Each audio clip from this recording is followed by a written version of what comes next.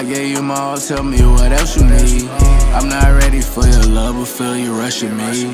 And my cup is running low, need you to fill it, please. I remember all those times it was a simple thing. Now I'm here all alone, reminiscing about what we could've been, could've been. If you're not feeling it, be honest. Dashing in the coupe and going sonic speed. I gave you my all, tell me what else you need. I'm not ready for your love, but feel you rushing me.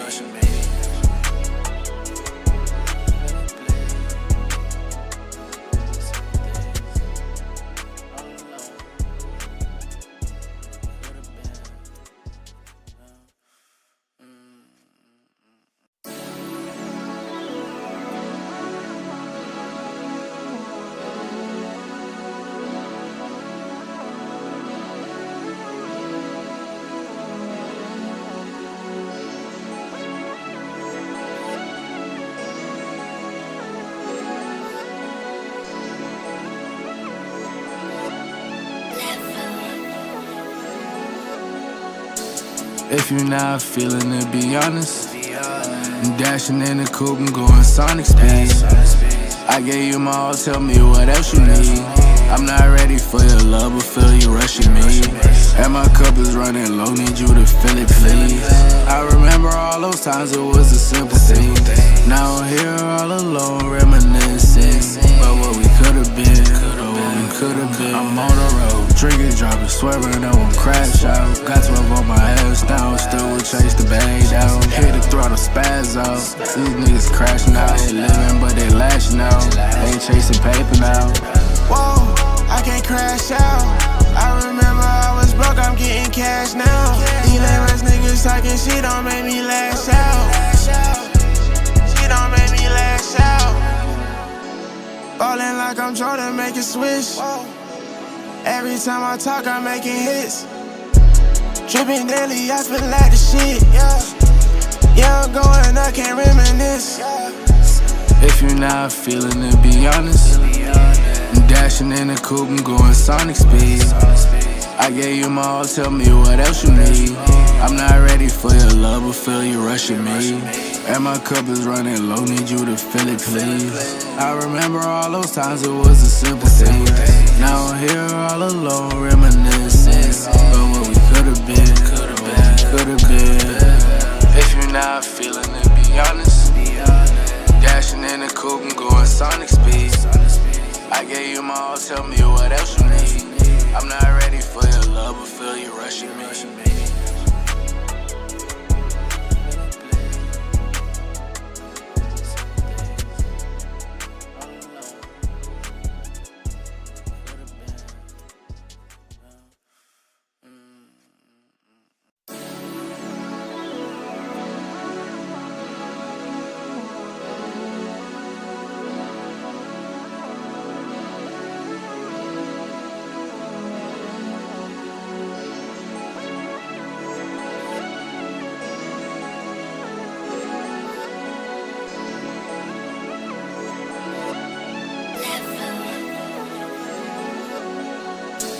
If you're not feeling it, be honest. I'm dashing in the coupe and going sonic speed.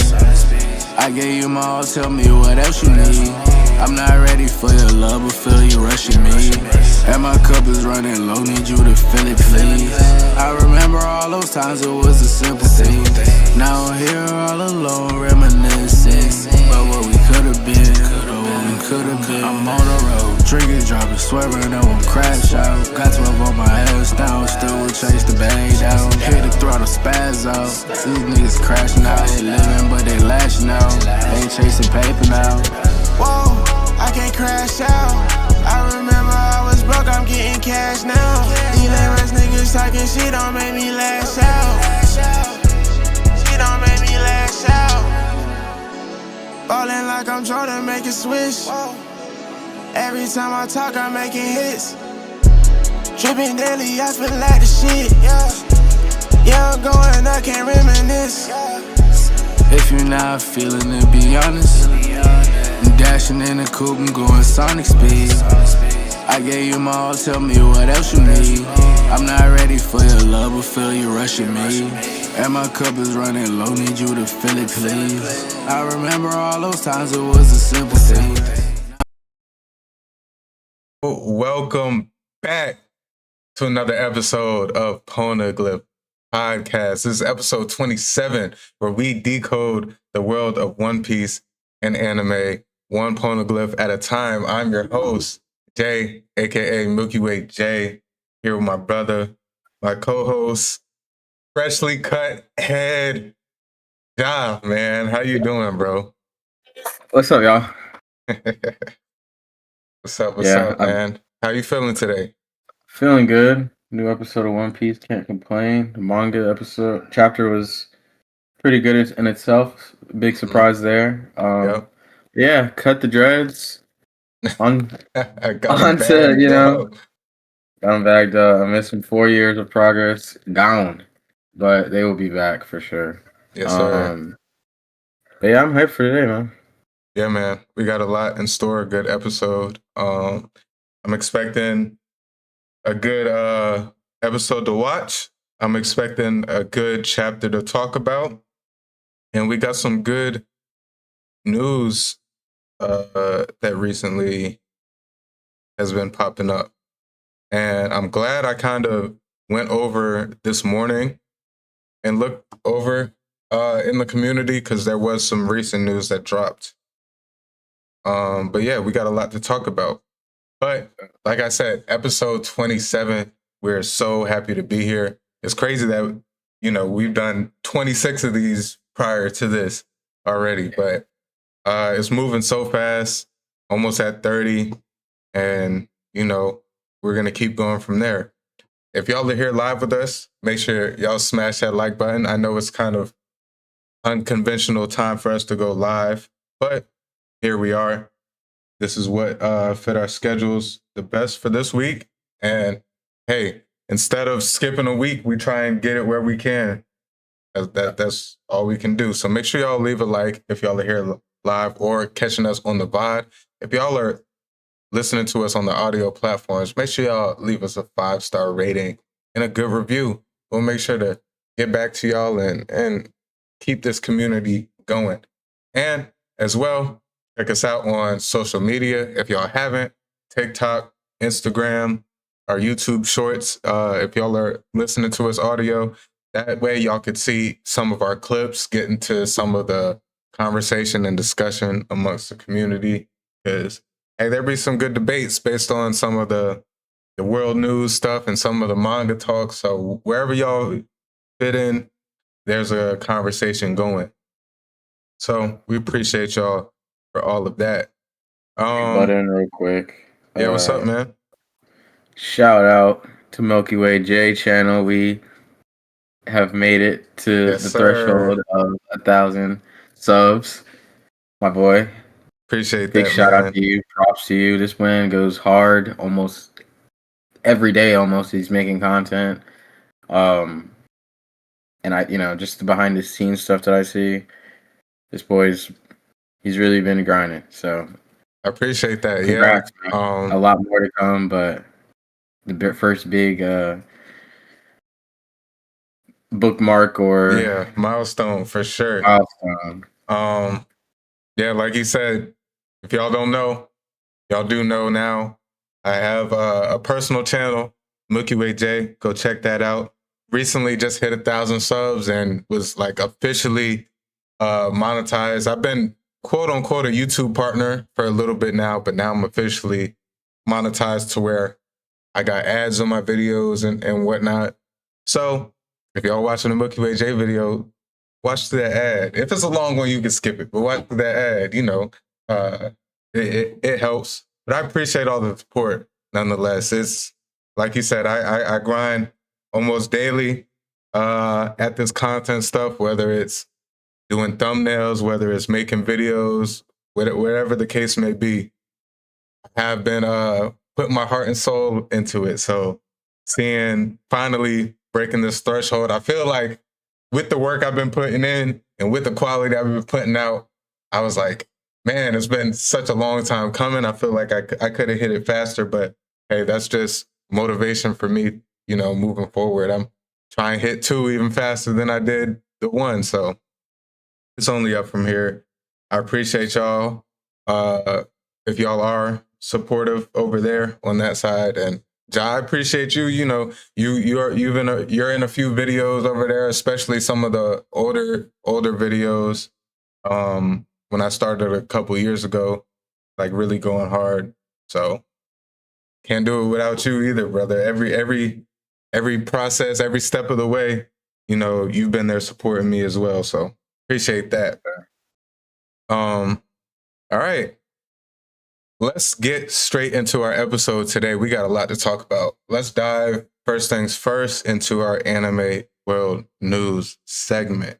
And I wanted to get some of the dull stuff out of the way first. So here we go. Takahiro Fujiwara, the voice actor for Dory in One Piece, has reportedly passed away at the age of 43. 2026 has been a crazy year already with a lot of like notable people in the anime community passing away. 43 is young. Yeah, too young. I really don't know what the specifics to his situation was. But nonetheless, you know, he is no longer with us, so it really doesn't matter. What matters is that, you know, his legacy and the work that he has put in is just honored and respected. Condolences go out to his family. And, you know, Dory, especially now, you know, now we're in Elbaf, it's just crazy to think about because he's such a big part in this arc. You know, this we haven't seen Dory and Bragi since Little Garden all those years ago, and here we are back in Elbaf, and this tragedy, you know, occurred. What are your initial thoughts hearing this? Yeah, I saw it when it got posted and everything online. Just condolences to him and his family. Big player in where we're at in the show now, so it's sad to see him go. I hope he was able to get as much work done as possible with the show and lived a fruitful life, but it's very sad to see him go. Definitely. Yeah. What were you saying? I know, and we just touched on One Piece and the fact, but I was looking at some other roles he played, and he's well known throughout the community. So okay. Yeah, rest in peace. Yeah, for sure. You kind of hope with at least on the One Piece side of it, especially with the new seasonal format, hopefully they were able to get a good amount of work in voice acting with him. Because like we said, especially if you know in the manga, you know, Dory and Bragi, it's Elbaf. They're pretty active throughout the course of this arc, and hopefully his roles hopefully we don't have to see a shift too soon in, you know, the voice acting.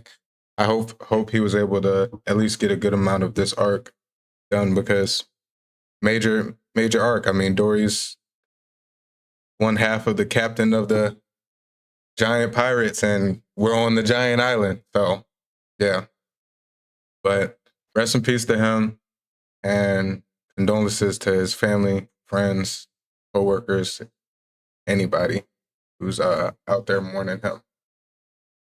But so the VA and just anime creators and stuff like that passing away. It's been crazy, can't lie. Definitely. We've lost a lot here in 2026, and shoot, this is our 27th episode.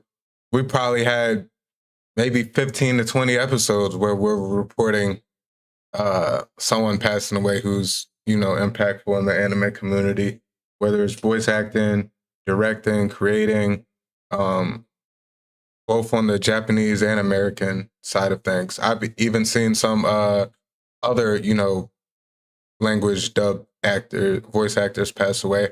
Sometimes I just don't report on it because, you know, it doesn't. We don't really. I'm not going to report on the Portuguese voice actor respectfully because I don't watch it in Portuguese. The audience, we don't speak Portuguese, so it doesn't resonate as much. But I've just seen it so much, and it's just crazy. Doing this research for Anime World News, like seeing these passings, like even for this was the only one I reported on today. There was a few that I seen. Some of them were just a little bit older and stuff, and some were kind of recapping all the people we lost already, but it's crazy to think about. All right, moving on. Solo Leveling has officially become the first and only anime in Crunchyroll history to surpass 1 million user ratings on the platform. The series continues to dominate globally following its explosive second season and record-breaking popularity among anime fans worldwide. Man, Solo Leveling, they got a grip on this new age, huh? Yeah, the new gens are showing their support, no doubt. Yeah. Which is good to see for the community and all. So big ups to Solo Leveling, well deserved. Facts. Yeah, can't wait to see more of it though. Yeah. Solo Leveling is, kind of what you expect with the new gen. It's very action animation driven. Looks great. It's a great show, and to see that the support from when it's been airing, at least on Crunchyroll, only 2 seasons out so far, to have it be the first and only anime in Crunchyroll history to surpass that many user ratings, I think it's a testament to just how impactful it is. Yeah. Big Solo Leveling fan myself. Obviously, I have my takes on the story and stuff, but then again, I love it, so I can't complain. It's just in comparison to other shows, I just feel like it has its pros and cons. But I do love Solo Leveling for what it is. I do feel like there is, now that this part early on, I'm not going to spoil too much. Well, if you've seen it, you've seen it. We're here to talk anime. So season 2 with him actually getting the to help his mom, the potion or whatever, to help his mother. I feel like now we're gonna get a little bit more story heavy with the show, because it was very linear from the start. Like that was just his goal, and he was just so OP. And I feel like now we should start getting some more. So I'm excited for it. Was it Elixir of Life or something? Or that's Hell's Paradise. I wanted to say that too at first, but I'm like, nope, that's not it. That's funny. Yeah, that's Hell's Paradise. Almost like the same thing, but I don't think it's like, I think it's just like a ultimate healing potion. I forget the specific name. But yeah, I mean, it just goes to show the impact. And I'm excited for more. It's gonna be hard for any show to break that record, because Solo Leveling is just gonna keep. We're at least gonna get a few more seasons of it. Yeah. So yeah, the user ratings are only gonna go up. So I mean, that's almost like LeBron right now. He broke the scoring record and he's still scoring. It's like nobody's gonna touch it. Like, no matter what, nobody's going to touch it. And I mean, I kind of feel like this was the only show to surpass that many user ratings, and it's only 2 seasons out. I mean, it's going to be a hard thing to touch, but it's good for anime. Hopefully it pushes more people to compete and try and surpass that. Records are meant to be broken, right? Yes, sir. The Holy Water of Life. Okay. Kind of, he was, Yeah. close. Say it, type.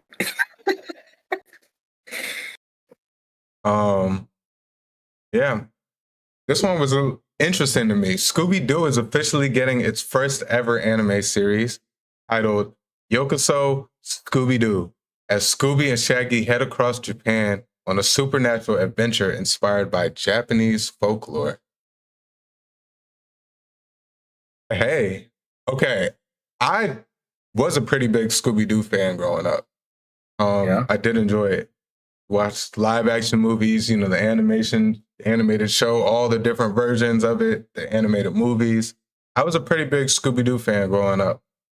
And it's kind of funny that they're doing this now. I never saw it coming, but now that I kind of know the vibe of Scooby-Doo, it's like, I could see it. I could kind of see an anime. I mean, I don't really know in what terms, like, story-wise and visually what to expect, but just with all the different types of creatures that, you see in Scooby-Doo, the monsters and stuff, and I just kind of feel like, okay, they could do something inspired by Japanese folklore. Maybe cool. I didn't watch too much Scooby-Doo, but if I seen it on, it was getting watched for sure. Type of vibe. I hear the second movie is like the probably the best movie they have. But yeah, Scooby-Doo is it. I like this. I'm definitely might check this out. Yeah. Do you feel like other shows, like older shows, American shows, should take this route, or you think it's like, don't overdo it? Japanese route, or like just pick up specific? I mean, this is specific anime series. Yeah. Yeah, there are a couple that might deserve it. It's not a bad thing. It's what's popping right now. If your show is good, then and you just want to at least test the waters with it, I don't see why not. I'm kind of thinking of like different shows that might do well as an anime. Some names that pop in my head is like Teenage Mutant Ninja Turtles, Powerpuff Girls. I don't know what else. Can't lie. The Ninjago needs its own anime, boy. Lego Ninjago used to hit too. Not gonna lie. I kind of caught the end of that, like when I was getting to the age where I was like, where Cartoon Network was changing for me, and like the shows started to shift. That was when Ninjago really started popping, and that was like, I was kind of getting into my teenage years around that time, but it was still like a memorable part. I probably got 2-3 solid years of like watching Ninjago pretty heavy when it was on Cartoon Network. But that wouldn't be bad. I just don't know how they would make like a Lego show unless they just make the Lego, like the Ninjago like world, and just make it like instead of Lego just anime. That would be interesting. That would be pretty cool. Y'all let us know if y'all think any other Americanized TV, cartoons would do well as an anime. And let us know if y'all think Scooby-Doo, Yokuso Scooby-Doo. Does that mean let's go in Japanese? But maybe y'all let us know if y'all think it will do well. All right. What a lot of us in the anime community have probably been seeing, the 10th Crunchyroll Anime Awards results are out. 73 million votes across the world between 32 categories. I can't lie. I had some votes in there, part of that 73 million. Here are a few of the notable ones. Anime of the year was My Hero Academia final season. The film of the year was Demon Slayer Infinity Castle. Best Continuing Series, One Piece. Best New Series, Gachiakuta. Best Original Series, Lazarus. Best Animation, Solo Leveling, Season 2. And Best Character Design, Gachiakuta. Head ass. Anything that stood out to you amongst these? Anime of the year? It better been good, boy. It better have been to win that. They wrapped it up good, man. I'm not gonna lie. I'm not gonna sit here and fake.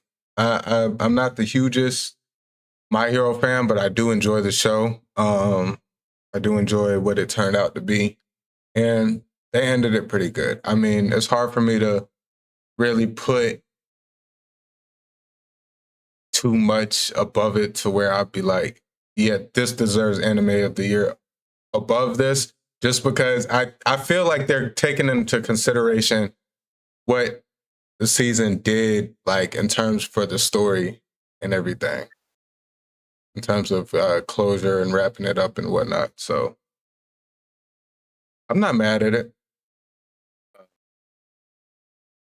Film of the year, probably unanimous. Yeah, we knew that was coming. I like the category continuing series where they fit One Piece because, come on. Got to give One Piece that respect. I've seen a lot of One Piece fans. You know, One Piece fans are going to be a little bit overboard sometimes. I can admit that as a One Piece fan. A lot of them were arguing best animation. But I know me and you, we had some qualms with Egghead's animation and like a little bit of the inconsistency. You know, it looked good overall. We got some great fights when we seen, you know, the Gorosei, when we seen Zoro versus Lucci, when we seen Luffy versus Lucci and Kizaru. We seen some good animation. Me and Ja, I mean, as y'all know on the pod, there was a few things that we did feel like was inconsistent. And I don't know if I just say it's a like definite should be over Solo Leveling Season 2, because Solo Leveling Season 2 animation was really good. Like it deserved the award for sure. But I just seen amongst the community, people had some things to say about it. You know, we had our moments with the animation, but I feel like just undeniably Solo Leveling stuff. I kind of feel like also nowadays I feel like it's gonna be pick your poison with the best animation every year. I feel like animation's getting to the point where like there's always gonna be like a solid 3-4 shows that can be talked about where it's like, okay, this animation is top tier. Yeah. So like I feel like, you know, people who just prefer one show over the other, I feel like it's just those is gonna be the kind of tug of wars amongst the voting to where it's gonna go one way or another. Because like I said, I feel like animation's getting to the point where it's so advanced that it's going to be hard to keep some shows out of the conversation at least.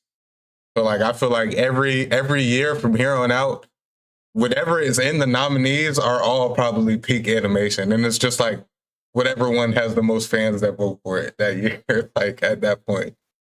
And we've seen how many fans is of Solo Leveling. We just talked about it, so you know.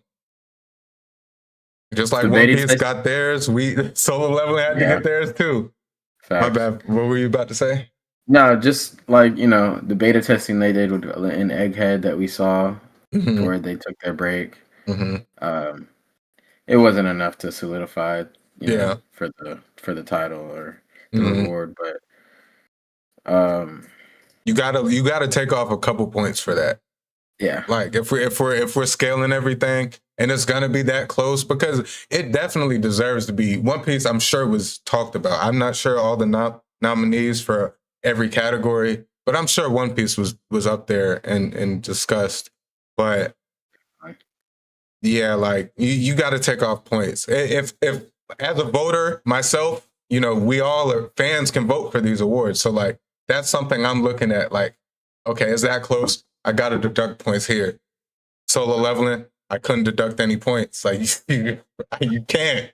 So yeah. Character design. I like Gachiakuta character design. I feel like it's pretty unique.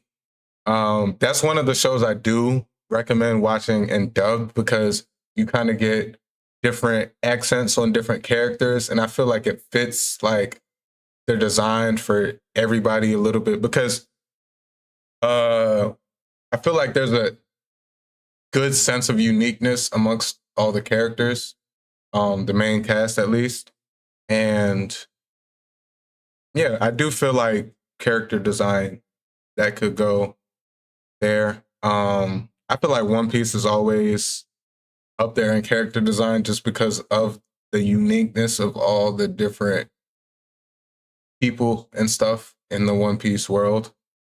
But especially this past year with Gachiakuta popping on the scene and becoming as big as it is, I'm not mad at that one. I've never seen Lazarus. Are you familiar with Lazarus? I've heard it ever since it started coming out. I've heard rumblings and stuff and people hyping it up. I've never got to fully dive into it or look into it myself. But with the hype, I'm sure it'll come on at least at some point. Yeah. I might have seen it on like scrolling on Crunchyroll. Mm-hmm. But I did want to touch on Gachiakuta real quick. Shout out for it, picking up 2 awards. That's big. I think it actually picked up a few more, I think. At least one more. I just picked like the top 8, like some of the bigger categories. Yeah. But I think it may have gotten an award for like one of the soundtracks or something. I know it got another award too. And because I had at first before the Crunchyroll awards dropped, I had some more Gachiakuta awards from like a completely different award show.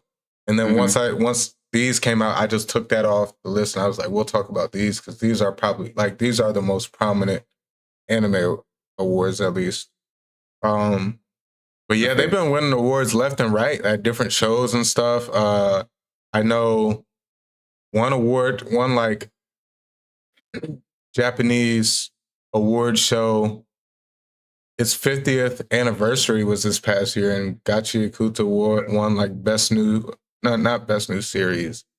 One of the top series awards or something like that. It's been doing pretty well with the community. Yeah, and best character design. It has a pretty like unique animation. Mm-hmm. So I remember that was one of the things you pointed out when you first started. Yeah, yeah man. Shout out to all the winners of the Crunchyroll Awards. Hey, it's voted by the fans. We are in control of who win these polls. So if y'all didn't like some of these results, next year go to the poll and vote for your shows. Yeah. I do want to mention one more thing. From what we got though with One Piece, it might be a contender for best animation more seriously. I will say that. So far so good. I really think if they continue to go on this level, especially with some of the stuff we're going to be getting with this arc, like it's going to be undeniable. You can't not talk about it. If they stay on this timing that they on, where they're not really missing a beat, the sounds, the animation, everything is like hitting on all cylinders. I won't be surprised if One Piece is sweeping a lot of these awards next year. Just because of, man, they took that 3 months and they locked in. Elbaf, so far has been really great. Obviously, we got another episode in a few minutes that we're going to be breaking down. And yeah, I mean, shoot, if they keep it like this, it's going to be hard for them not to get my vote next year.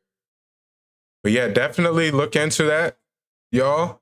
One of the few award shows that we can just openly go and vote for as fans. Some are they have their own voting panels and stuff, but Crunchyroll is up to the viewers. So y'all want to see y'all shows name called? For sure, go vote. And one thing I did want to talk about, content idea for the Crunchyroll Awards. Next year we may do some like a live reaction to it if we're both free. I know it's usually at nighttime because it's hosted in Japan, so it's gonna be like, it would probably be like, I know this past year I think it was like at 1 a.m. my time. So if we did it, we'd both have to be free and not have anything going on. And obviously we don't expect a lot of people to be up, but we'll at least probably try and do like a live reaction. Even if not, maybe record a reaction to maybe just post live stream and then just watch it on our own time, react to it and post it on the channel as a video. But definitely we might even do a separate off video where we do a Poneglyph vote. Like we just go in and collectively maybe do a live stream and get some people in chat and just do a vote. Go through all the categories and pick our favorites. So who knows?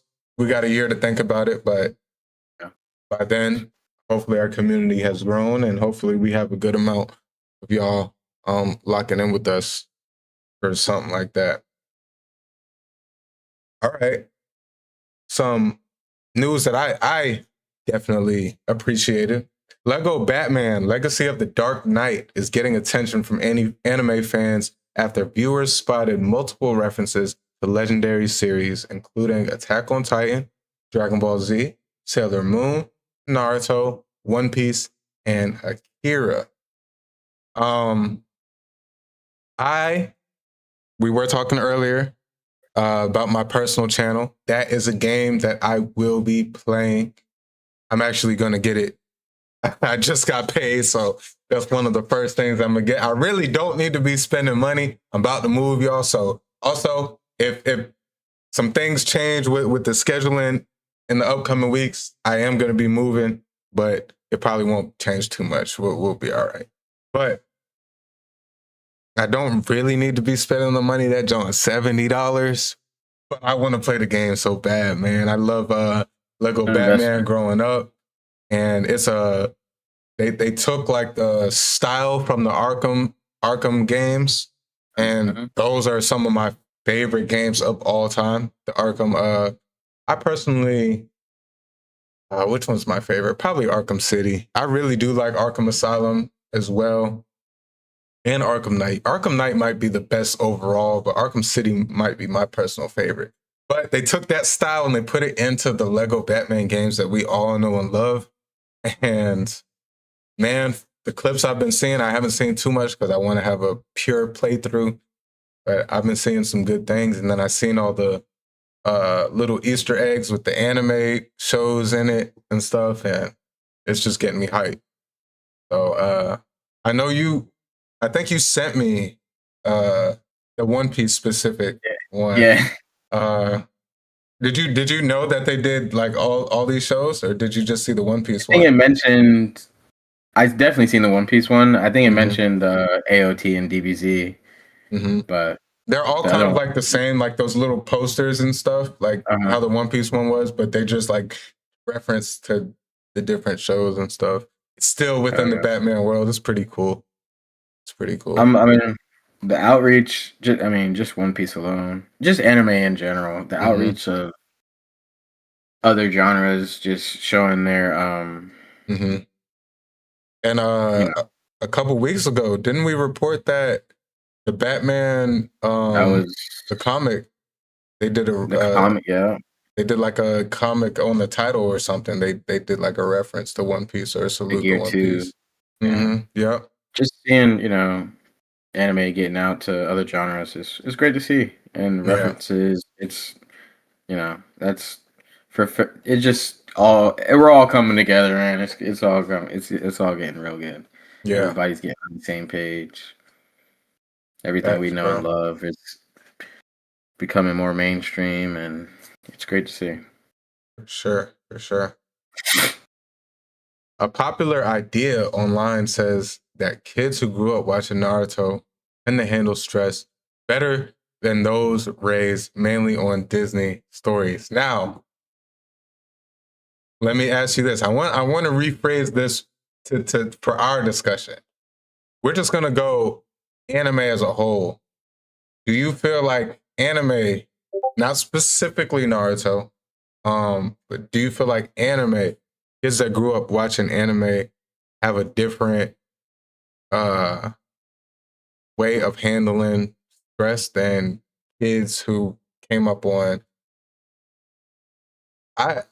I didn't know whether to, because this says Disney stories, and when I wanted to rephrase this question, I didn't know if I wanted to say cartoons or Cartoons in general. Cartoons in general. Okay, Yeah. because I didn't know, Disney had a lot of the live action shows, and Nickelodeon as well had a lot of live action shows. So I know that's a big part of people's childhood. So I didn't know if I just wanted to limit it to cartoons or just talk about like those networks. Like, do you feel like kids who grew up?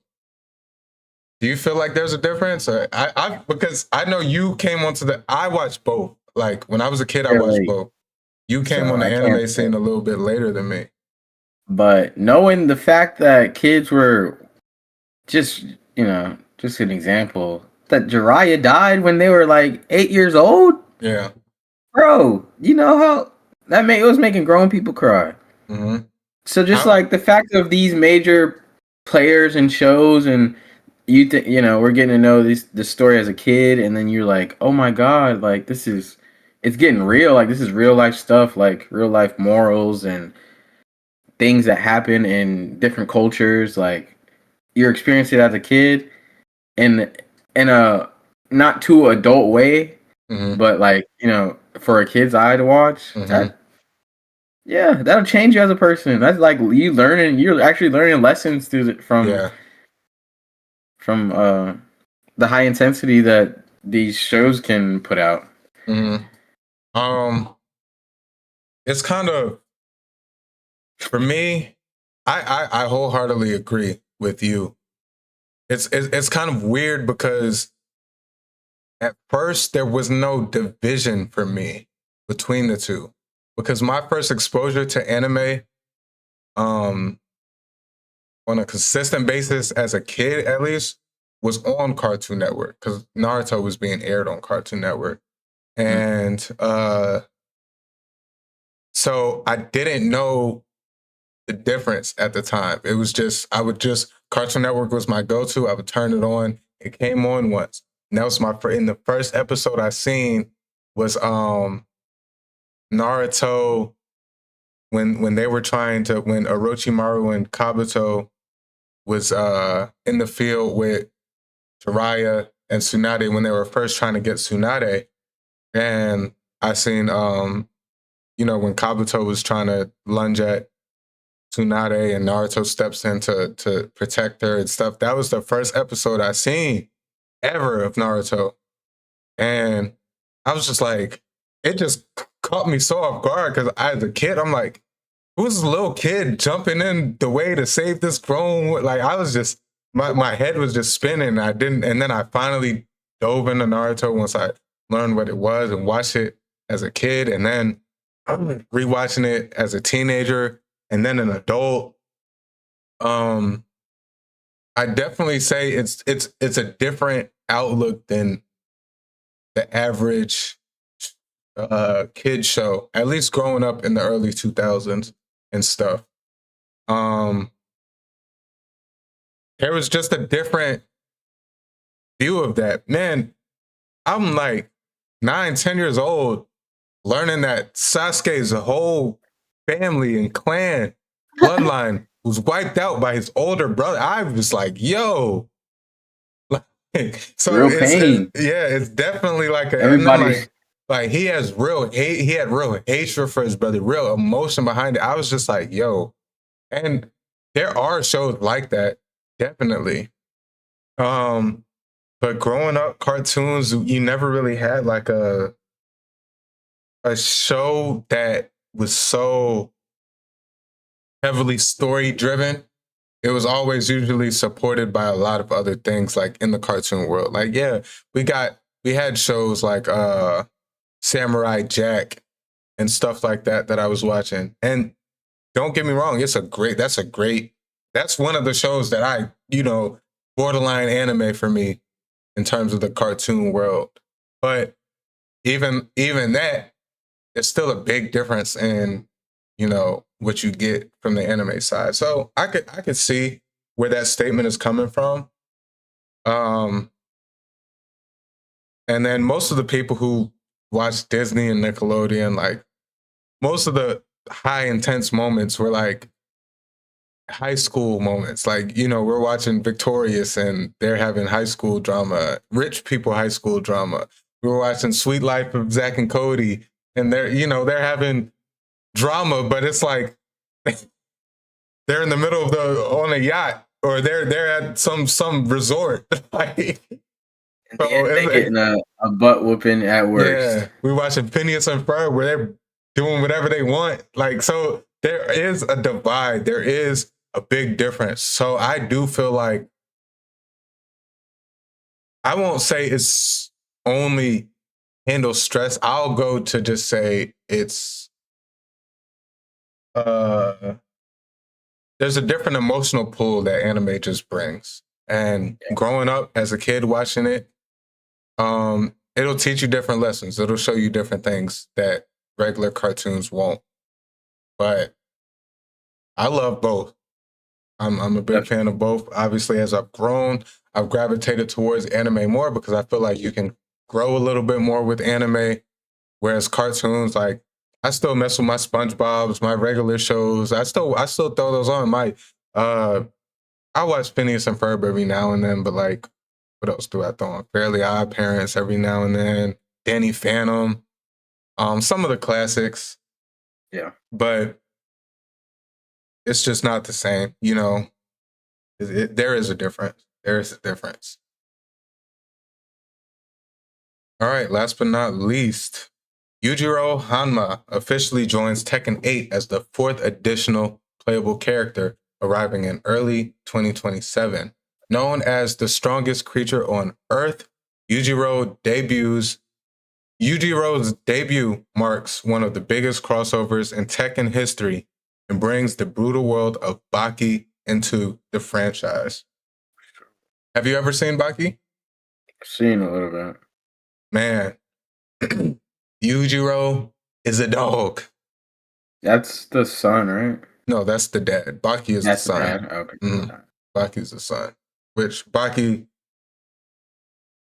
even because they're still dropping Baki, and like they fought.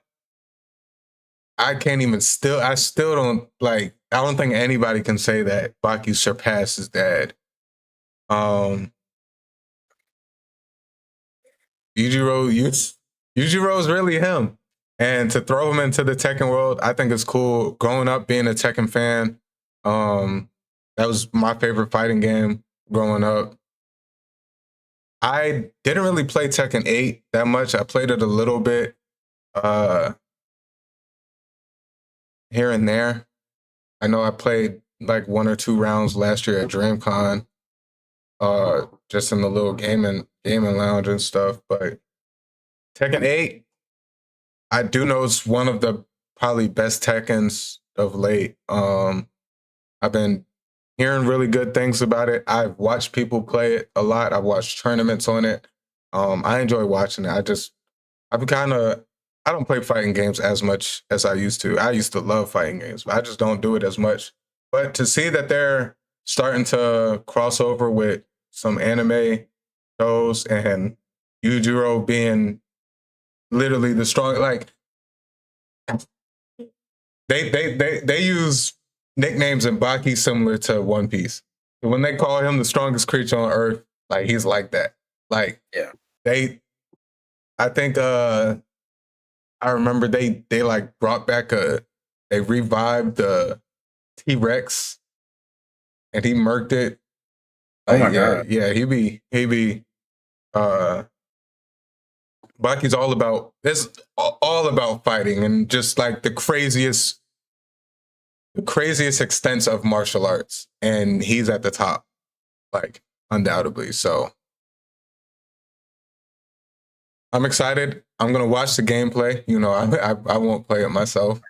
Maybe DreamCon. I know they're gonna have it at DreamCon. I may well, it's not even he's dropping in 2027, so shoot. I guess we'll just see. I ain't gonna play him though, but I did think that was interesting. Yujiro is one of my favorite characters of that show. One of the coldest OP characters of all anime. Obviously, he's not no planetary threat in terms of like scaling because it's still a martial arts show. But I do love his character, and he's him. Simple as that. But that will wrap up our anime world news segment. Appreciate y'all for listening to that part. We will be diving straight into our next segment, Tales of the New Worlds. We will be live reacting to the One Piece episode 1163. As I get that together on screen here. If y'all are listening to us, that was kind of clean. That was a keychain. Yeah, a little keychain. Yes, sir. Straw hat. If y'all are tapping into us on audio platforms, we apologize, but we will not be able to have the audio playing for copyright purposes. We will. Okay. We will have kind of the visual up on our video side of things. So if y'all want to come see what we're doing, but we will try to do our best commentating while still giving a good reaction and absorbing the content. Yes, sir. So let's dive right into it. Make sure y'all like the video if y'all haven't, like the stream if y'all haven't. 1163. I want you to praise me. The reunion of Robin and Saul. Robin and the others finally arrive at the port of the Western Village in Elbaf. Yeah. Interesting title, interesting choice of words. I'm excited to see this reunion on screen. I'm hoping that it's not the whole episode, but at the same time, we know how One Piece is, especially with the emotional moments. They like to make us live it, and you know, we got to see the flashbacks of when they used to know each other and stuff. But at the end of the day, One Piece, we've been doing very, very, very well with the anime and the consistency. So I'm looking forward to it. Any thoughts before we dive into this? Just ready to see what this is talking about. All right, let's get into it.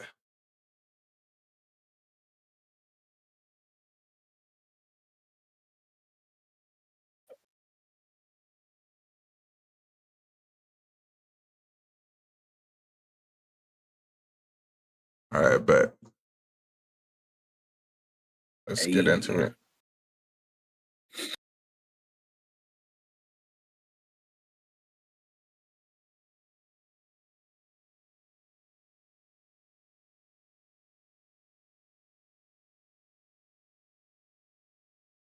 They drug that. Oh my god. Gee. I like this. It's a W flashback. Okay. With the black and white. Yeah.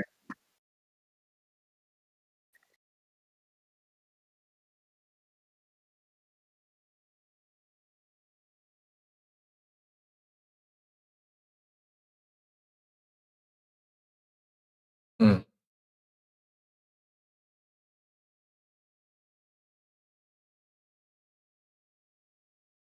It's gonna traumatize children. What about the child that y'all are accusing?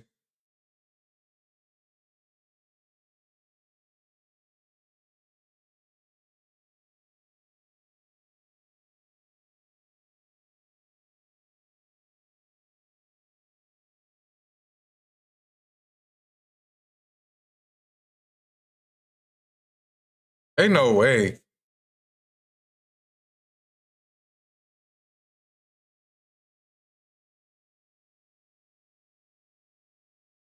Fucking the Fed since a jit.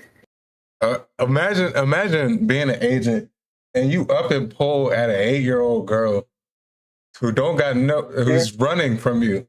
And y'all are just lighting up trying to shoot her. That's crazy.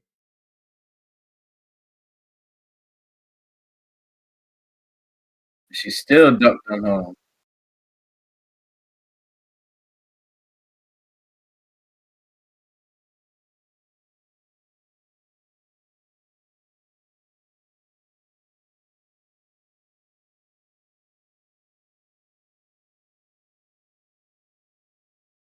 Mm. She drew her island back on the map.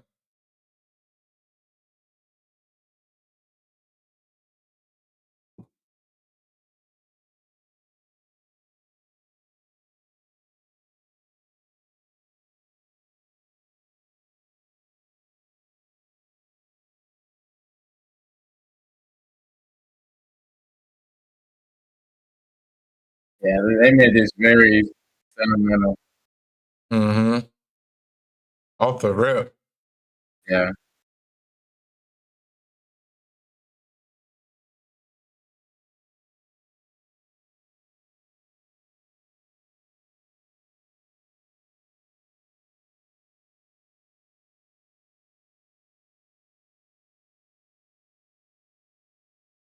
It's dead ass crazy how in real life, like, rumors just spread like this too. Like, just because people say one thing.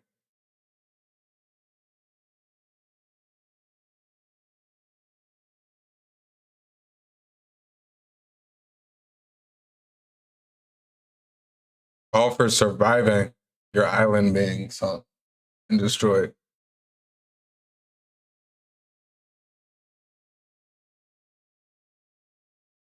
Mm.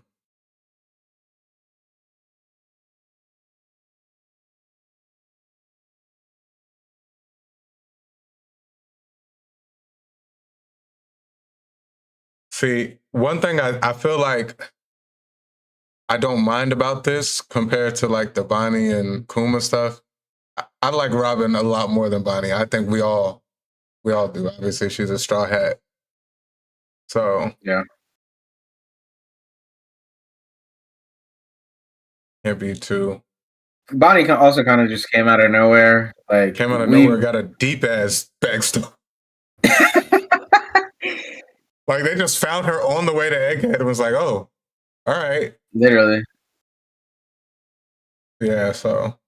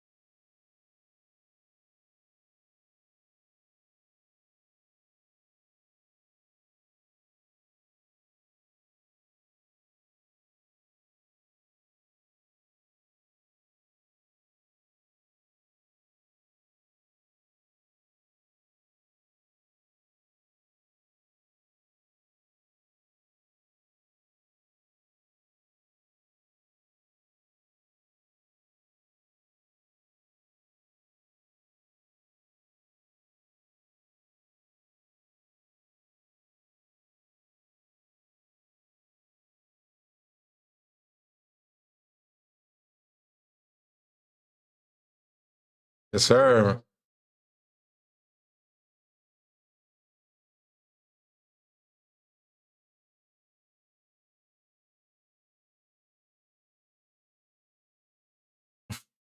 It's funny how we were just talking about Bonnie, how she like was introduced as like an op, worst generation, a rival, whatever. And then, she's all in her grown body. And now she's a kid. It's just like everyone's just holding her. She's just like, oh, the little girl of the group. Yeah. But I love that for her character. She could actually embrace being a kid instead of having to force herself to be a lot older than she is too early. I kind of, it's a little bit like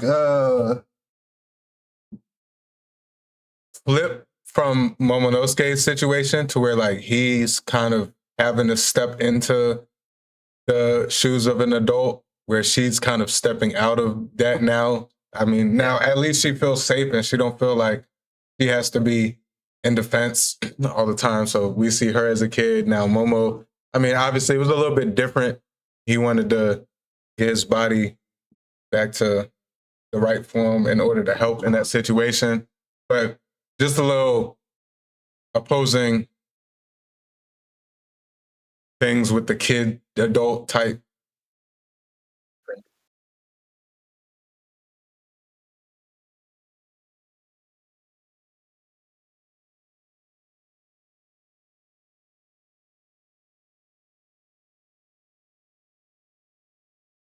Mm.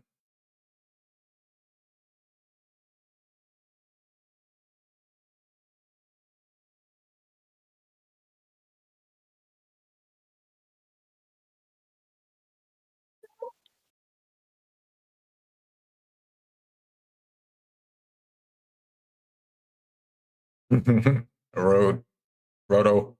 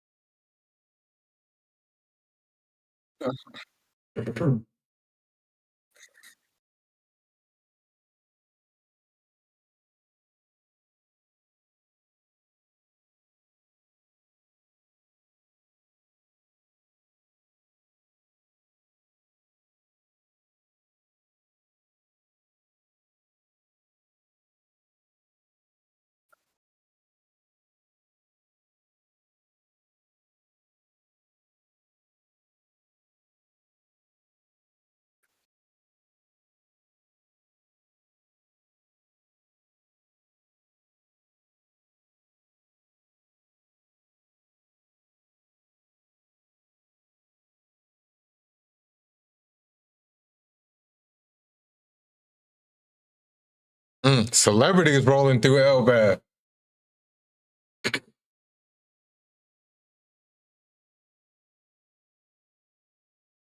There's an ant for real. No cap.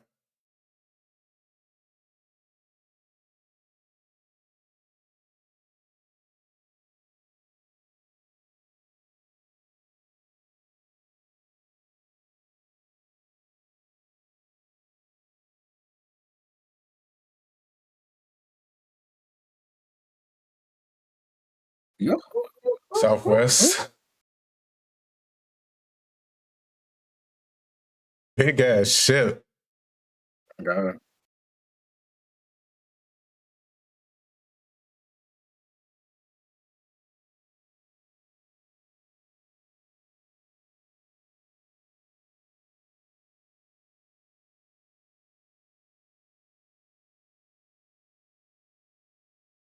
That guy is really snapping, I can't lie. You said what? The sound dude, Yeah. he's taking his job serious.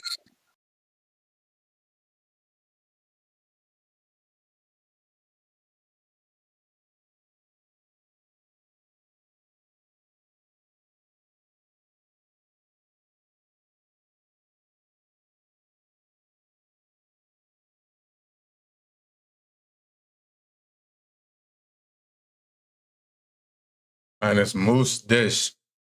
Some Elbab moose. I won't even eat American moose, but I'll eat some Elbab moose. No cap. Can't even lie to you.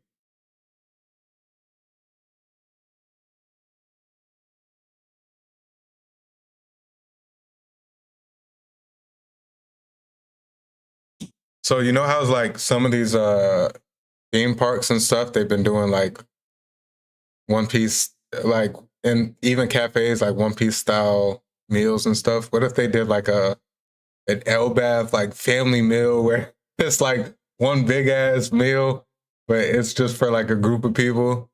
But that bitch is like good as hell. Giant turkey leg, boy. Mm-hmm. Mm-hmm.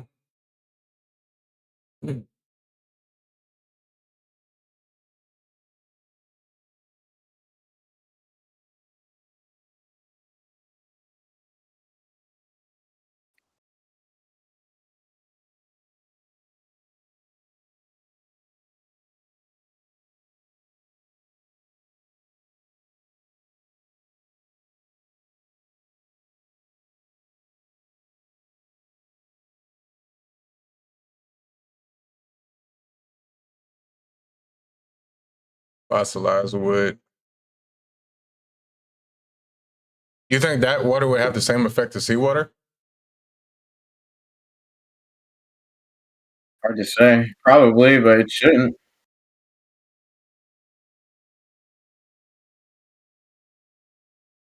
God. That looks way crazier than the manga. Manga. Like, this is not how I pictured it.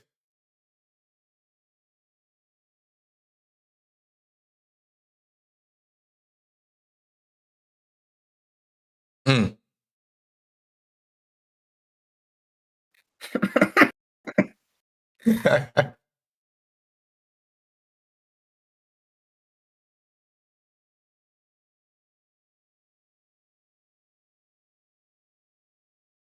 Oh.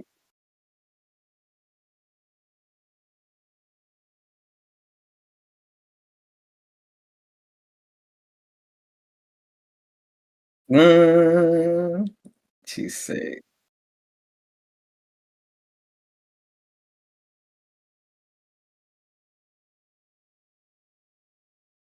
What's her name? Hans?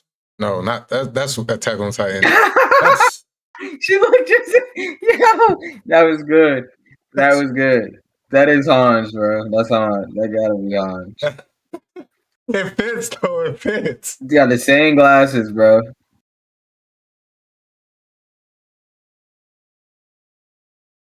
But that's crazy to have just say, "What's her name?" I forget her name. I don't even know. Cause she's the one that remember the orphan girl in the manga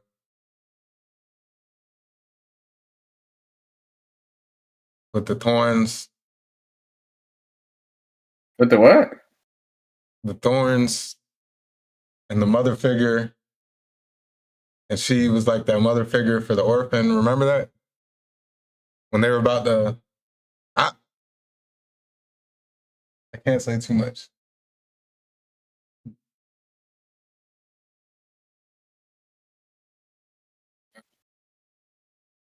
I mean, I think I have a clue on what you're talking about. But She was like, "Oh, you were like a mother figure. You were the only person I had that was like a mother figure." And she was like, "I'm sorry for acting." The little kid, the girl. oh, that was who he was talking to. Tyson.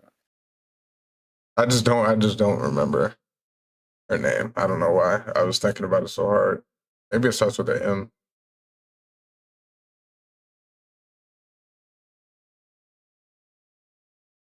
Oh, he acting like this.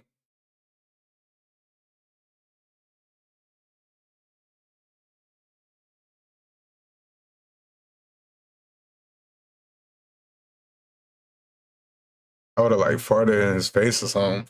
Bro.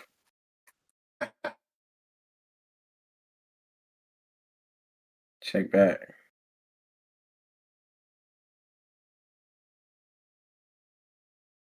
You're like, "Dang, Robin, you a big now."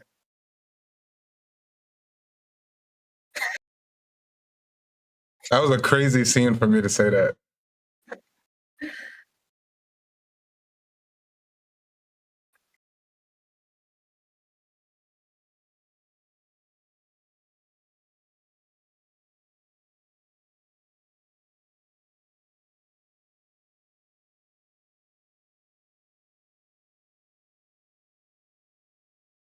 She used to be with. Uh, dang, why am I blanking on his name? Crocodile. That dust didn't even affect her. You said what? She was always with Crocodile. That sand ain't do nothing. She ain't even flinch. Mhm.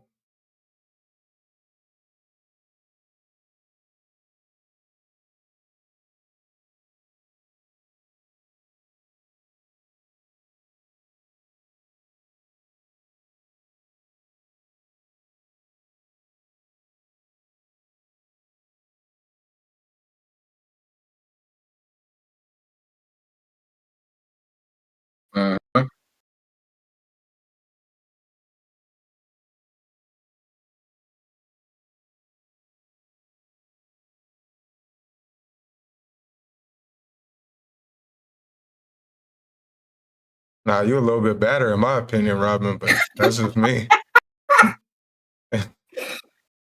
Ovi was bad too, though. Can't lie.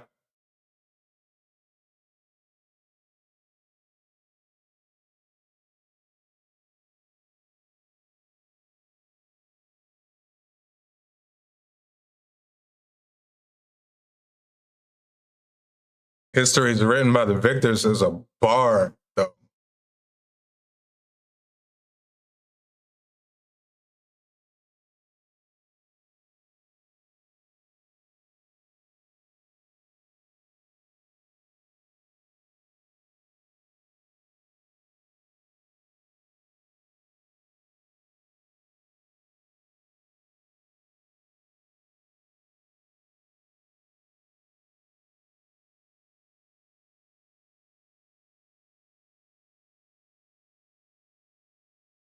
Mm.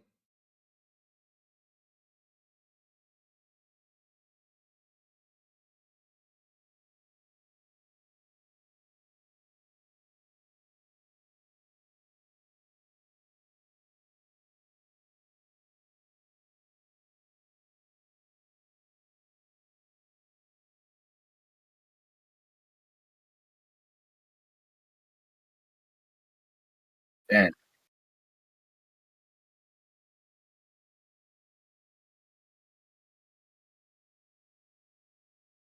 It is crazy that she's almost a billion berry bounty now.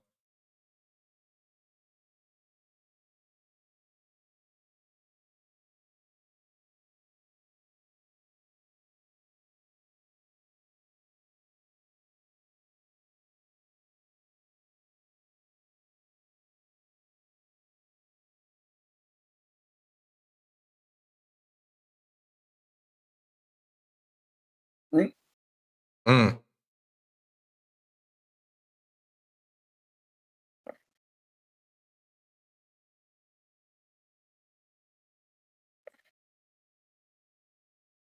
Mm. I want you to praise me for being alive.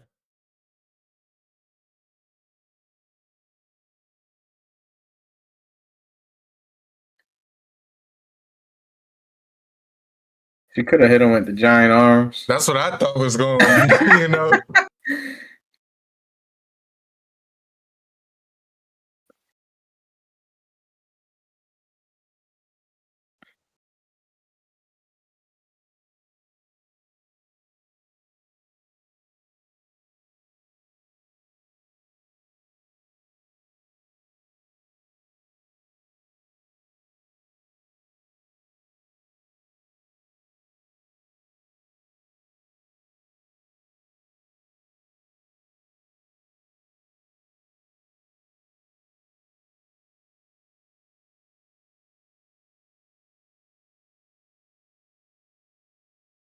Mm.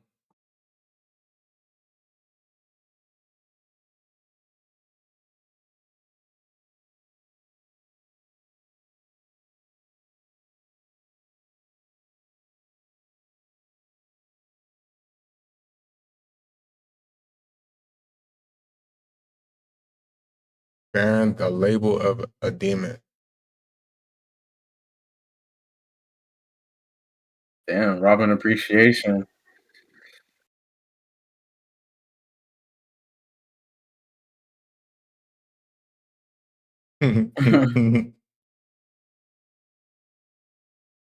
They're just showing different moments of like some of these don't even got nothing to do with her.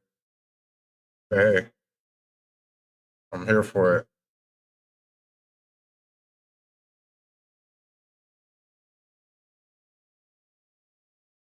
They gave her own anthem and everything. Right.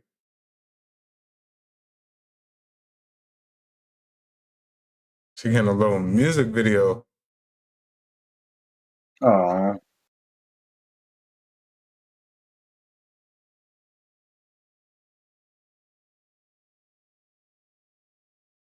They in their bag though. They in their bag. Yeah. I can't lie.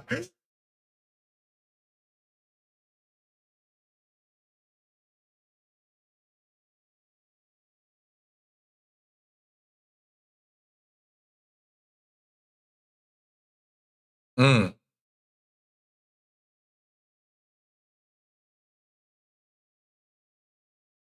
8,000 days, is that 22 years? Or is that just a random? Look that up real quick. little calculator.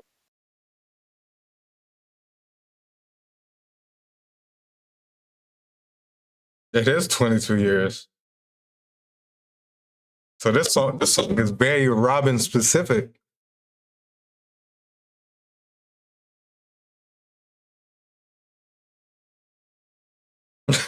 So they not showing Zoro or Jimmy cry. I seen like a post where it was like this frame and it said what it didn't show, and it flipped the camera and they had them, all three of them, bawling their eyes out too. Just they were just watching.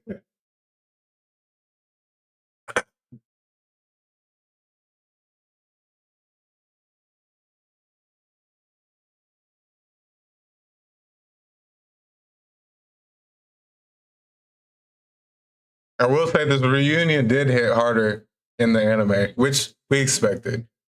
Yeah. That is that 1163. I want you to praise me. The reunion of the reunion of Robin and Saul. Give me your thoughts initially off the episode. Actually, wow, it's a masterpiece. I didn't, I mean, it hit 10 times harder in the anime than the manga did. We didn't know that we were gonna even have such a big reunion, based on the manga, but they snapped. As a rating, I'll give it an Admiral. It's not what I was looking for, but everything else came to store that came with the episode and everything. It was phenomenal. It's looking good for One Piece, man. I'm loving what they're doing here. Yeah, like you said, just to piggyback off you, everything that they did for the episode, 10 out of 10. You know, the animation was great, sound effects were great, emotional impact great. Everything was really good, done well. Like you said, just kind of a down week in terms of like the action side of things and like the intense story. This was just more obviously flashback, reunion, but we got that in the name. So I can't really fault it for that. And honestly, from what I expected them to have like meet up early in the episode and it just be flashbacks the whole time and them just sitting there talking. I do like how that kind of came at the end, and towards the beginning, we still got, you know, them getting on the island fully, interacting with everyone else, and then going to go do this. So I do like how it was paced out and not just like us in that one spot the whole episode. That's what I was kind of expecting. So it definitely surpassed my expectations. I'm kind of on the borderline between Yonko and Admiral. Same reason as you is why I'm leaning more towards the Admiral, but also at the same time, like I said, I feel like that episode was executed a 10 out of 10. And because of that, I think I'm gonna go Yonko, just because I don't want to knock it just because it visually wasn't like action packed or anything, or too much like story progressing. I still think for what I got per episode, it was a really good episode. I enjoyed it. I was locked in. I love Robin as a character. She had one of the saddest backstories, in my opinion. One of my favorite backstories, just in terms of what she had to go through and overcome up until getting to this point. And I do feel like the ending kind of did fit, because it's like he did survive this long. And unlike a lot of characters that we've seen, to where, they've had some help, or they were able to find something, even though there are plenty of tragic backstories in One Piece. The fact that Robin was pretty much on her own since she was 8. Like, she had no stability up until pretty much the Straw Hats. And obviously we know she was in Baroque's works and stuff, but even then, having to look over your shoulder, not even around people you could trust or really care for. So the fact that she went 22 years thriving to get to that point, I do really love that. And I think this episode did a good job of delivering. Very full circle. Mm-hmm. Mm-hmm. All I have to ask is, next episode, let's move on. They had that reunion. I don't need another like recap of them flashing back and still hugging. Like, let's get to it. That's all I ask, and we're good. But I'm gonna give it a Yonko just because of that. I think it was very solid episode. Low on the Yonko scale, maybe like a buggy level Yonko, but still Yonko. Still got the Yonko, title. yeah. Still got the title. Did you have any final thoughts on the episode? I mean, I know it wasn't too much. No, I mean, it was 10 out of 10 for sure. Yeah. It's all coming together for sure. Like, yeah. From the animation to the sound guide to the progression of the story, it's moving, and I'm loving it. Thanks. All right, well, that was our Tales from the New World segment. Yes, sir.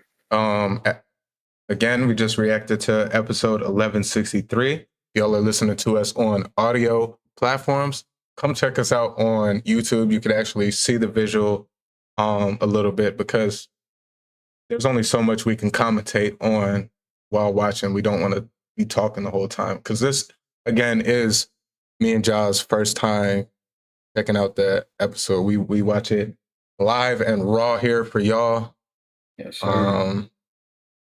But Tales from the New World 1163, I want you to praise me. The reunion of Robin and Saul. And One Piece, y'all have not been missing. Good shit. All right, let's dive into our final segment of the evening. We'll be diving into our Manga Mania segment, where we will be breaking down and reviewing the most recent chapter, chapter 1183. If y'all are our anime-only watchers, we appreciate y'all for rocking with us thus far in the episode. We had a great episode. A lot to talk about in the anime world news, and we had a great episode that we just reacted to. We appreciate y'all. Now, get out of here, because we don't want y'all to get spoiled. This is some good stuff we talking about, and y'all got to, if y'all are waiting for the anime, wait for the anime. Don't get spoiled now. And if y'all want to know what's going on, get caught up in the manga. Y'all see, we only 20 chapters away from this and well, it's not even, because the chapter correlation is a little bit different, but we're on 1183 chapter and we're on episode 1183. So y'all catch up. We're not too far ahead. Or catch up on the next 3-month break. It's doable. See you guys later. Yep, appreciate y'all for tapping in. And now for our manga readers. Let's get into this chapter. So, no cover story today. We just get a pretty cool color spread.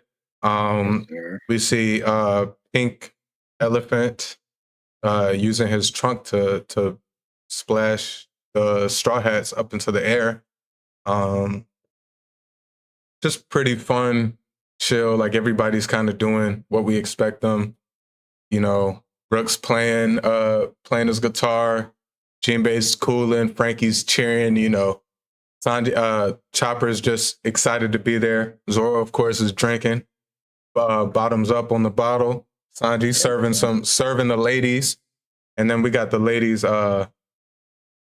Robin doing her scholarly duties, reading, and we got Nami looking at a map. And then over in the corner, bottom corner, we see this Sunny in the distance. And of course, Captain Luffy. Does that say Nika? It looks like a U. Niku? Niku. Ooh. Would it mean? I'll search what that means real quick.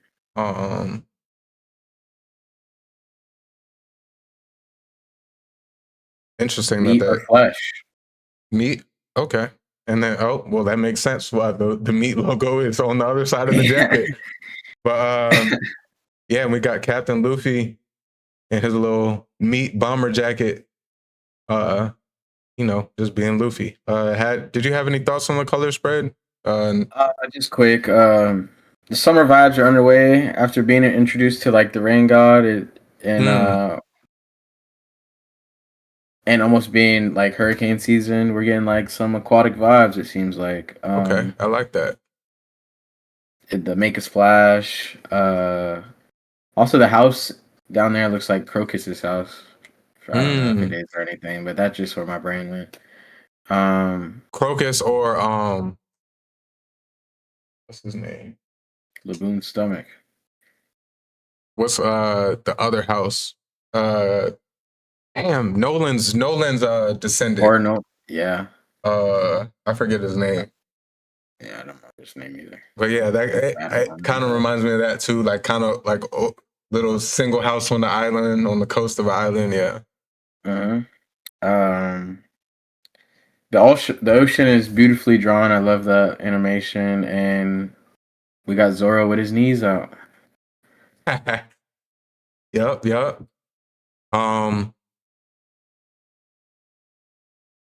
Is this elephant like a Zunisha size? He's pushing it. I mean, we see he's clearly standing up in the ocean. He's not too far offshore, but he looks way bigger than like at least the portion of the island that we see. Yeah. Could be. Little nephew. And there's a baby one that Usopp. I forgot to talk about Usopp. He's being Usopp, scared fearful of what's going on, but he's clinching onto the baby, the child of this big elephant. Nice. But yeah, let's dive right into. I'm gonna just give my long form summary. Y'all bear with me. This one was a little bit heavy words, like a lot of words, a lot of typing. So just bear with me if it's long-winded, but let's get into the review. You good, Jai? Yeah. Okay. Emu says to Ragnar that it has been waiting all this time for someone who could fight back against him. Something it seems to confirm, but Loki has no idea what it's talking about. But being more concerned by any opponent as tough as Emu. Emu declares that since both Luffy and Loki cannot be corrupted to his side, he will destroy them both, just like he did with someone named Dozan in the past. Loki then attacks with a move called Ragnar Genheim, while Emu counters with the Grom, resulting in another massive explosion.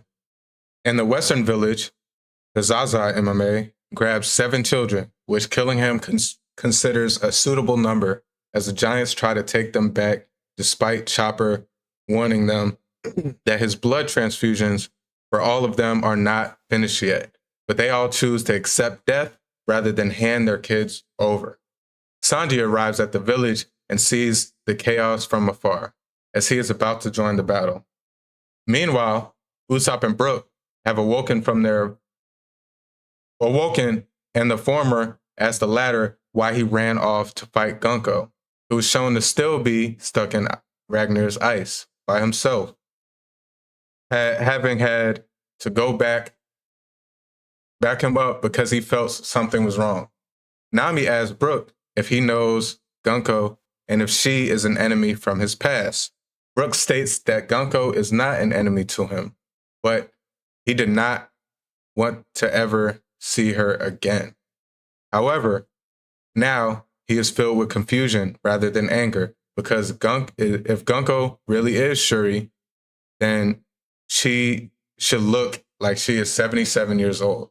Nami reasons that it means she is completely different from the person he is thinking of, because he explains that she was the princess of his homeland, but he lost contact with her when she traveled to Marijua.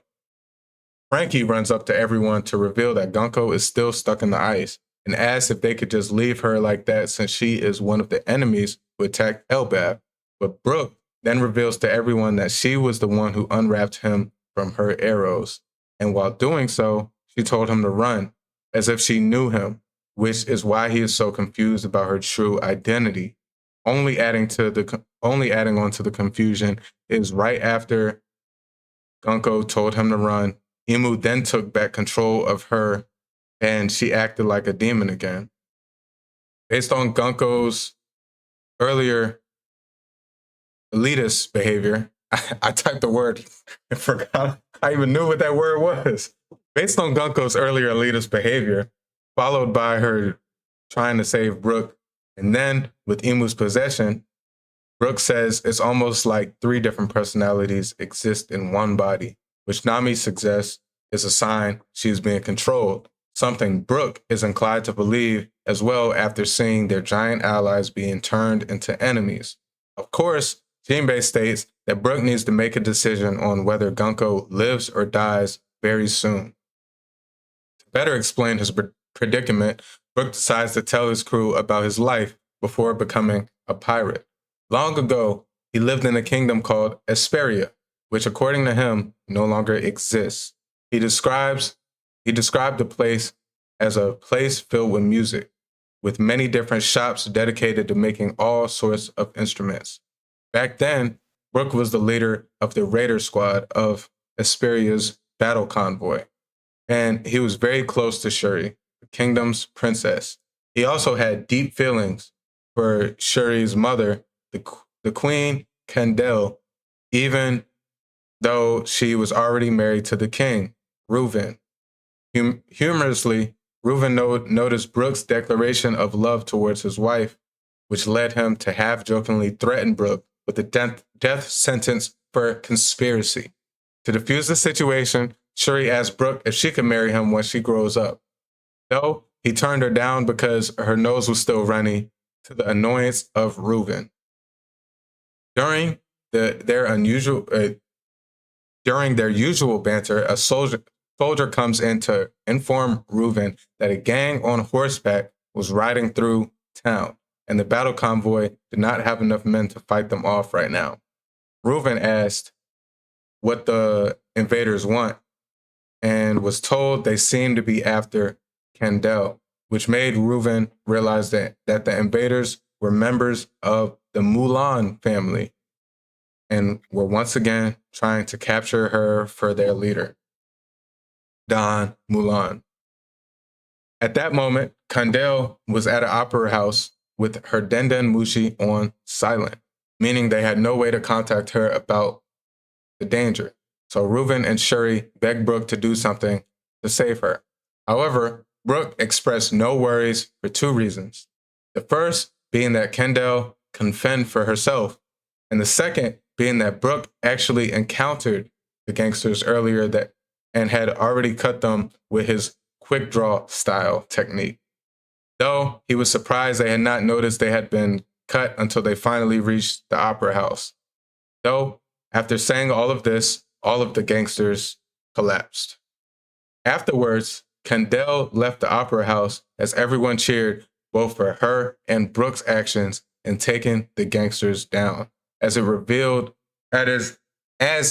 is revealed that both of them were Esperio's biggest stars, with Kendall even being the battle convoy's former captain before becoming queen.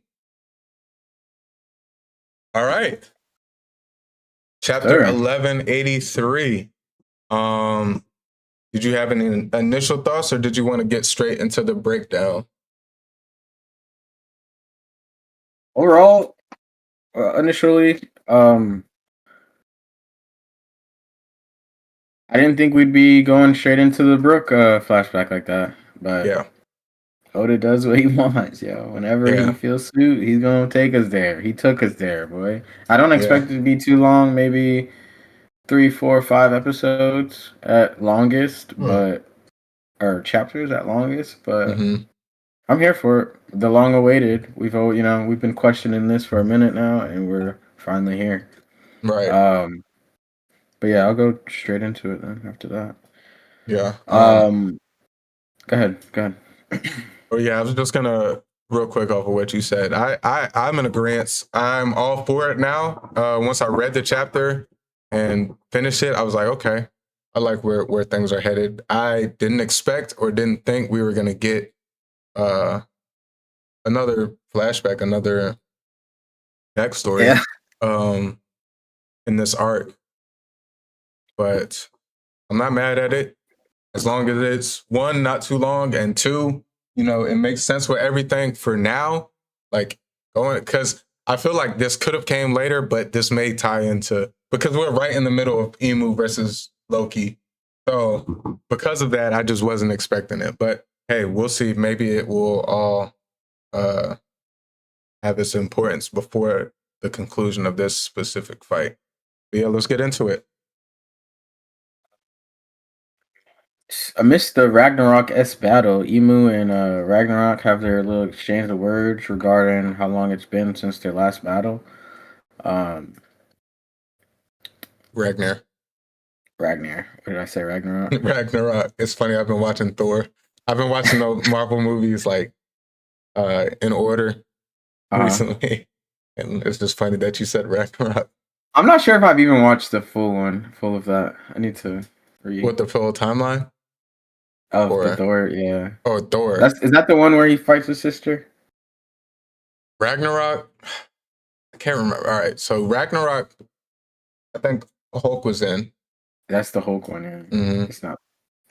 His sister was that's the Love next and one. Thunder. What is it called? Love and Thunder, I think. Yeah, I haven't watched that one. Yeah. Honestly, I would say go on. You got Disney Plus? Yeah. Go on Disney Plus, and they have all the like MC Universe movies in order, like from like where they take place in the timeline. Yeah. Not when they came out. Mm-hmm. I would say I'm on episode. I'm on like the 9th movie, 10th movie. I just finished Iron Man 3, and that was the 9th movie. So I've watched 2 of the Thors so far. Hulk, all 3 Iron Mans, first Avengers, first Captain America, Captain Marvel. Yeah. Hey, watching them like back to back to back. I know this is like, we're talking about manga right now, and we just kind of got off track. Get it all. Bro, watching them all back to back to back, like, you forget how, like, how connected they are. But when they were coming out, like, one movie came out 2009, one movie's coming out 2011. So they're so spread out. It's just like, bro, they're hand in hand. Like, I'm watching them back to back, and it's like, the events take place right after this. Just like, yo, this is crazy. They're mentioning stuff that, like, when I was watching it, when these movies first came out, they're mentioning stuff that I didn't catch from the old movies, because it was like years ago.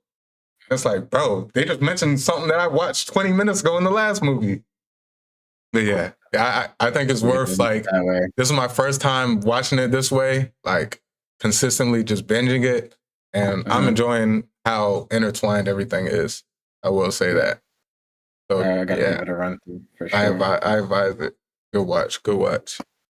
But yeah, him and Ragnar still talking. Yeah, just regarding how long it's been since their last battle and how Ragnar has been waiting on basically someone worthy enough to go against Mu again. We get a little rebuttal by Ragnar popping his shit. Man, I need a Ragnar translator around, man. I know he talking shit, bro. He talking hot shit. It. Oh God, I'm here for it all. Where's Chopper? And Loki is right, and Loki's still in like awe about how like resistant Emu's been to his attacks this far. He might be back into his corner right now. I don't know. He might get laid out soon. A haymaker Loki might be coming to. Yeah, you better watch that haymaker. It's crazy because I was kind of thinking that too. I'm just like, the longer this fight drags on, and though we still Emu's breathing a little heavily. They both are breathing heavily, but I feel like that's worse for Loki than Emu, because Emu's gonna be like, all right, now it's time to finish this. Like, this is dragging on. I feel like he has more of a access to have an ability that just like ends it quicker. So yeah, I'm kind of in agreement with you. And then finally, we get Emu referring to our Yonko Luffy and the Prince of Elbaf as their current day names and not like their predecessors, and the plans to extinguish them as he did. Next page. Dozon. I just realized I didn't have the manga page on the screen for y'all. My bad. It's there now. We only on the second page though, so we good. Just flash it real quick. Flash it. Oh yeah, first page. First page. Yeah. Pause it if you. Boom. Yeah. Just like Dozon. Thoughts on Dozon? Is Dozon the will of D? I've heard that. I've seen that circulating amongst the community. I've heard people question if Dozon was just a past user of the Needhogger fruit, like that was his actual name. I've seen a few things circulating amongst the community. Is Joy Boy's name Dozon? I guess if I did have to like lean towards one, I would probably lean towards maybe just the past user of the Needhogger. But I don't know. It's kind of crazy. Whenever Emu drops like a lore point, it always feels like it hits different, because it's like clearly he knows the whole story, and you always got to take it with a grain of salt, because he's gonna spin it to how his point of view was. But I'm interested to see like who Dozon is. It just seems like we're still getting surprised. Like Emu descended a few chapters ago, and we're still getting surprised with like new stuff that we're just like, whoa, what? And obviously we expect that, but new names to be thrown around, I wasn't expecting that, at least. Opening up.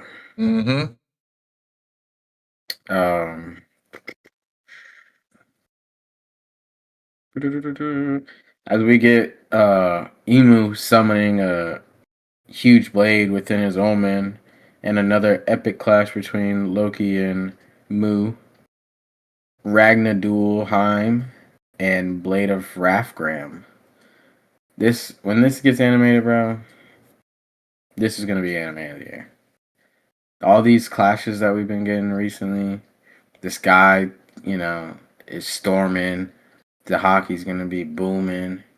Can I give you a potential breakdown of what we may get in 2027, bro? Talk to me, bro.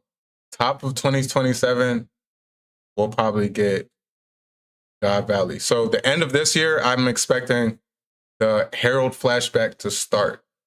next year, when they take their break for at the end of the year for the next season, going on next top of 2027, around this time 2027, we'll be getting God Valley and stuff, and maybe probably the remainder of Harold's backstory. So we'll probably be getting this by the end of next year, bro. Bruh, like top to bottom, both like sets of seasons, or how the anime likes to call it, the cores. Those two sets of cores, like top of 2027 and bottom between the flashback and then this current Elbath. I don't think any anime is gonna touch it. Like, I mean, I know we're gonna get some good stuff because Jujutsu Kaisen's gonna wrap up next year. We're gonna get Solo Leveling. We're getting a lot next year, but it's gonna be very hard to like compete with what we're gonna be getting from this, man. Yeah. Like from Rocks to Harold to even seeing Roger each, in them. Each little break is I feel like furthering their progression and getting used to the stuff that they've been doing, and it'd just be so much routine, and it'd just be bringing out the best of everything. Yes. So like, yeah, I feel you, bro. We're eating, man. We're eating. It's gonna look so good. It's gonna look so good. And the colors and stuff. Oh my God. I can't wait. I can't wait. And it's like, I love the manga, man. I love reading. I love the manga, but how can y'all just be manga only out there? Some of y'all bash the anime, and like it within good reason sometimes. Like any One Piece anime fan can admit the flaw in the pacing and stuff in early on and stuff, but it's still peak, man. What are we doing here? Part of the story. What are we doing here, man? Can't call yourself like a real fan if you didn't sit through it, and you know what I'm saying, and still enjoy the moments that were presented to us. Like, there's a lot of within the how shitty you want to drag this pacing thing out. That's all you can say. Literally, like there are so much like just so much peak within. Like, That's why I tell everyone, I'm like, if that's all y'all got to say about it is that it's long, then y'all either haven't seen the show or y'all have no reason to hate. Yeah. And I understand that people view things differently. There's shows that I like that y'all don't like. There's shows that y'all like that I don't like. I don't expect everyone to have the same feeling about One Piece, but there's just no way that people can walk around saying it's trash and saying, you know, it's not a good show, it's mid-piece, whatever the case. Like, you can't slap those titles on this piece of work. You can't do it. I don't care how high or low you think of it. Like, the numbers speak for itself. The community speaks for itself. Like, you just can't say it's trash. But hey, people will always find a way. How does it take you more than 2,000 or 1,000 episodes to find the One Piece? Like, well, if you knew what the journey was, then you wouldn't be asking. Fact. You would be like, shoot, I hope you don't find it for another 1,000 episodes. Real shit. That's so real. Like, man, if I had the luxury to choose to be able to just have something continue until I'm going to, like, just over the course of my life, just keep going and just giving us, staying on this level of peakness, and I do it every time, bro. I don't care how long it is. It's so good. This is gonna be amazing animated. But yeah, real quick on, were you done with this section before we get into the Western Village part? No, I go straight back to the Western Village. Okay. Part. Yeah, just my thoughts. Loki gotta get some respect. I've been hearing around the community where people still like don't know where to scale Loki. Like, we don't have to break down like where he versus in, you know, Dead or Alive, but Alive, he's top 5 strongest. It's like, yeah, and it's clear as day. I do feel like this fight has been dragged on a little bit longer than expected, I'll say. But props to Loki for being as durable. I mean, what you expect, but he's also going against Emu, for what we know, top one in the whole verse. And we've seen Emu breeze through everybody, and this is his buffer here. Despite Emu has gotten distracted by his emotions here and there, and he's been talking and giving us lore. They've been conversing throughout the fight. Loki, here they're both huffing and puffing. And Loki's still standing. I don't know how much longer he will be, but I just feel like some of the disrespect that I've seen with Loki is a little bit unwarranted. People like to use that he's been chained up for so long, so maybe he's not a master with his haki and stuff. He's utilizing it well enough. Yeah, he hasn't landed any significant blows that have done noticeable damage to Emu, but he's fighting. He's holding his own. I'm still kind of on the fence, and I'm only just getting this all out the way because this is the last part we see for Loki and Emu throughout the rest of the chapter. After that is more into the backstory and everything. But I'm still on the boat of I don't think Emu's going to stay much longer here, and I still don't think Luffy's going to play much of a role in this interaction. I think this is good for us to see Loki versus Emu, and then move on. Maybe Emu do some sort of significant blow to Loki, which puts him out of commission, and then we progress from there. And then that would be Luffy's sign to whoa, he messed up Loki like this. He must be really strong or something and I just don't I just don't want too much of an interaction between Emu and Luffy yet. Not yet. But going on to the Western series villain. Yeah. I think Blackbeard is a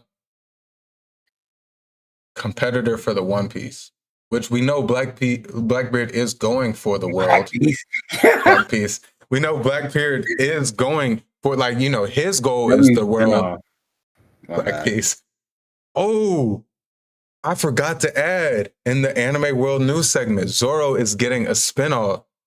I saw that. I'll have it actually in my notes for next week so we could talk about it in that segment, and all our anime watchers will hear us talk about that. And I actually was typing it and I had deleted it because I wanted to reword it, and I was so tired this morning. My mind just went on to the next thing, and I just forgot about it. That just made me think once you said spinoff. But we know Blackbeard's goal is the throne, but I personally feel like he's still a One Piece rival for Luffy. I feel like their fight will come before for the One Piece, and then once they get the One Piece, that's going to be the key to defeating Emu, and then that's when that's how I envision it. Oh yeah. A lot of people do expect that Blackbeard will somehow snake his way to the top, to Emu's position to end up becoming that final villain. I'm not against that. I just don't see it. I'm not too much of a fan of it. I still like Emu to be the final boss. But yeah, going into the Western Village. Zaza. Yeah. We see those still I'll say this first. The rain god is in full effect, but the parents of the giant kids throughout this entire battle have shown so much fortitude and courage as they should be being warriors of the past and just further supports the spirit and how they carry themselves throughout history as people, even if they're outmatched as of right now. With the art, we still see these sounds that are very not too familiar, but to go further to show like there might be a relation here with old boy dragon. But just stepping back and this whole page as a whole, Oda is drawing his ass off, bro. Man, this art style, this artwork is beautiful. I love the design of Zaza. Like I said last week, it is just a sleep-tid MMA of Killingham's imagination. So this may not specifically be what Zaza's true form is, but I'm loving this design thus far. It's clean. We get a few spreads, like we just seen the clash between Emu and Loki. We get this 2-page spread with Zaza taking over. I think we get another one in the flashback. Yeah, Oda's detail has been out of this world. Even with like the parents up top, like this is fire. It very like, I don't know, Straw Hat reminiscent to me. Like they're just doing their thing, bro. Being great parents, I love that. Yeah, they talking about you're gonna die. You're not ready to fight, and they like die. Shoot, if they take my kids, what's the point of living? What's the point of me sitting here to try to recover? They just take my kids. So, and Ripley leading the charge for the parents again. There go Miss Hange. But nah, for real. Yeah, like you said, Oda's drawing his ass off. It's crazy how huge this MMA is compared to these giants. Like almost like how the giants were making the Straw Hats look in the episode. And now it's kind of reversed. They're just like everything's just so huge in this on this island right now. Yeah.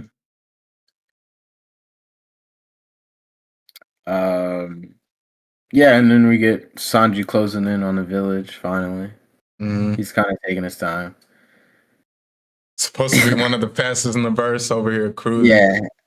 Yeah. I think that's just goes one, it shows you how fast Emu was moving when he first pulled up. He was on timing. And two, I think it just also goes to show just how fast Elbaf is. Like Sanji, one of the fastest people.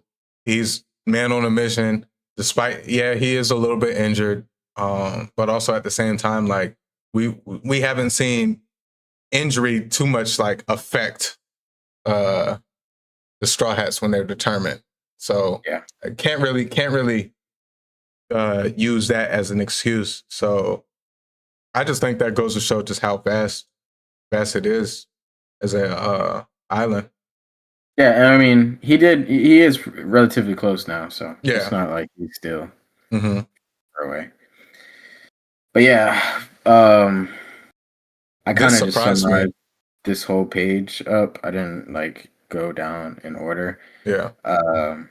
Brook basically torn between enemy or friend on the topic of Gunko. The Straw Hats deducting whether to trust her or not, or to leave her to let her die, or try to kill her. They come to the conclusion that she's probably being controlled, based on the actions that Brook tells her everybody about. Shout out Usopp for even like picking up on Brook was taking off and at least going to a company, bro. Yeah.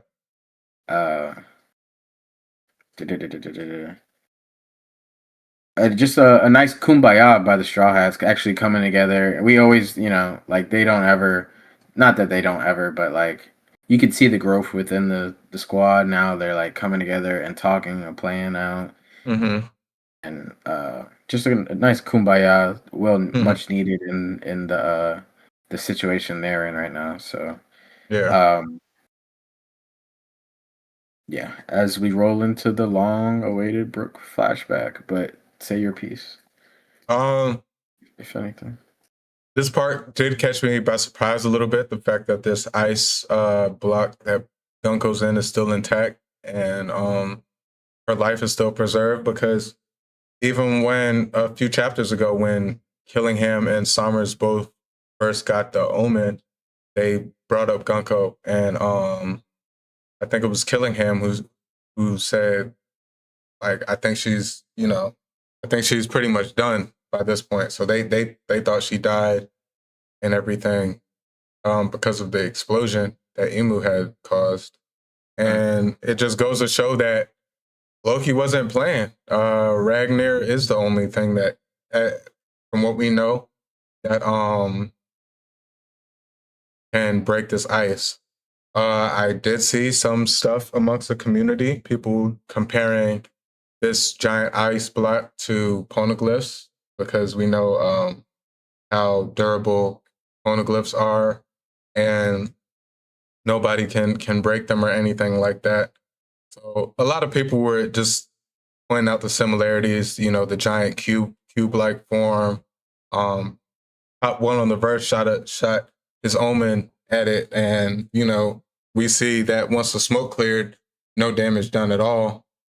So I just thought it was interesting. I didn't really have too many thoughts on like comparing that to a poneglyph, but I just thought it was interesting amongst the community. And not too much to repeat anything which you said, but just a controversy in Brooke's head, trying to figure out what the deal is with her. And the Straw Hats just being so in tune that they did notice that there was some sort of connection there between Brooke and Gunko. Yeah. Because of course at the time it was kind of portrayed that it was very subtle just between them two, but everyone else did notice. And then last but not least, I just thought it was the ending of this page was pretty funny, how Brooke was like, yeah, she was the one who untied us, and Usopp in his head, he thought he did it. Yeah. I just thought that part was funny, but I did, tip my hat to Usopp a little bit, standing up for his crewmate at the end of the day.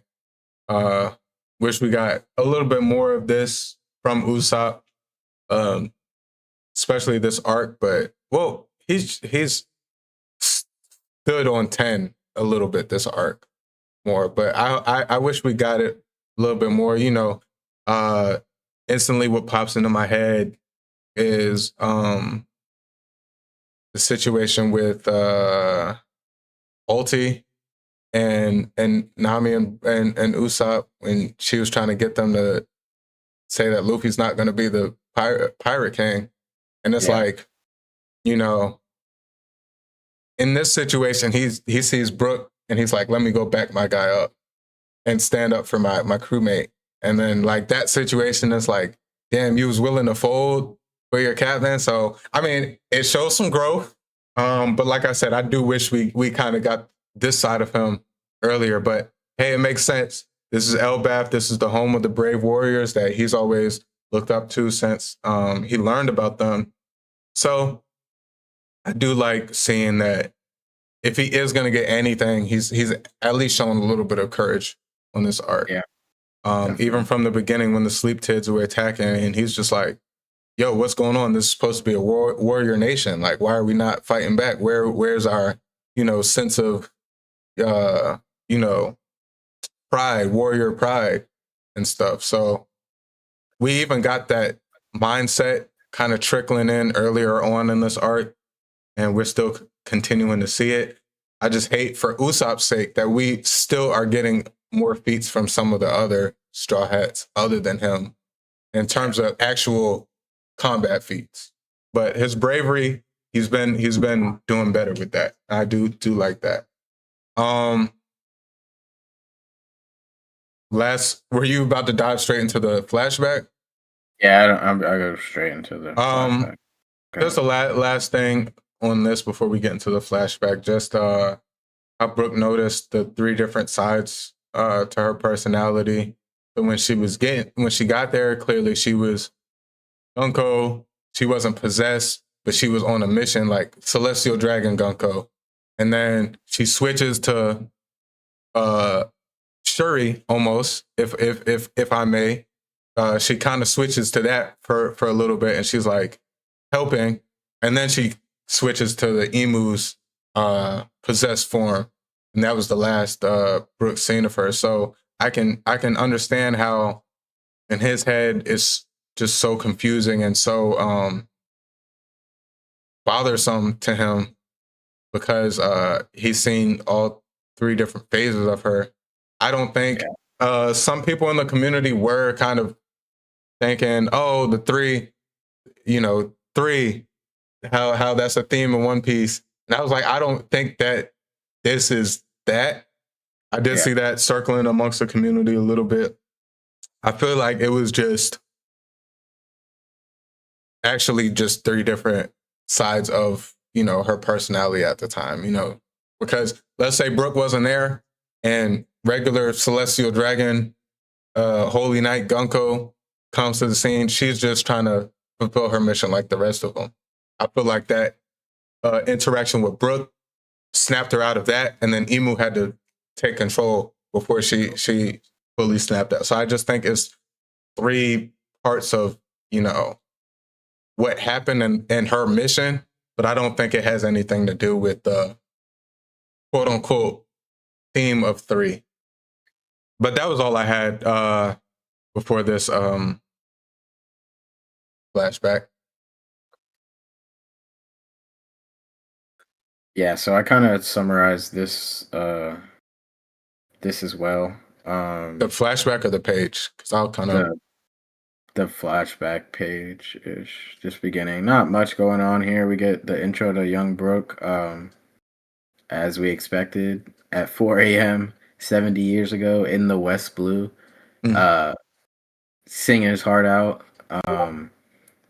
I do want to say, oh, the name of the chapter changed, and what he was, the name of the chapter changed it from Good Morning Mermaid to Good Morn Maid.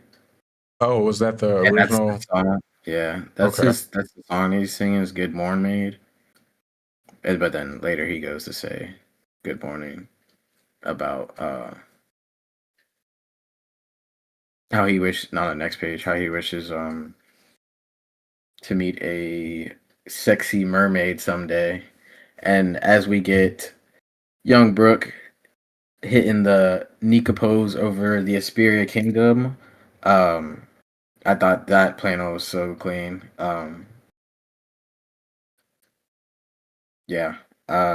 I do like the landscape of this older country as well. Yeah.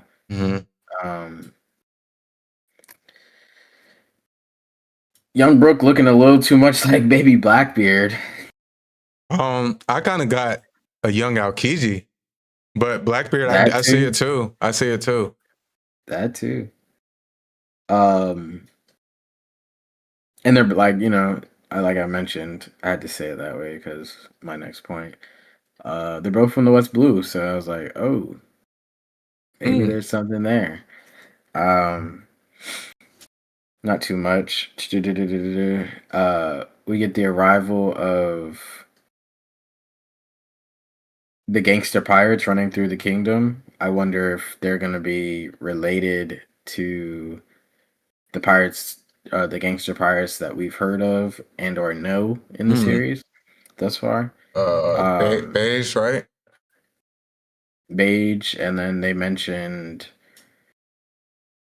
on Rox's crew he had a gangster. Yeah, he did. And then they within the Beige and then they mentioned some other families. So I wonder.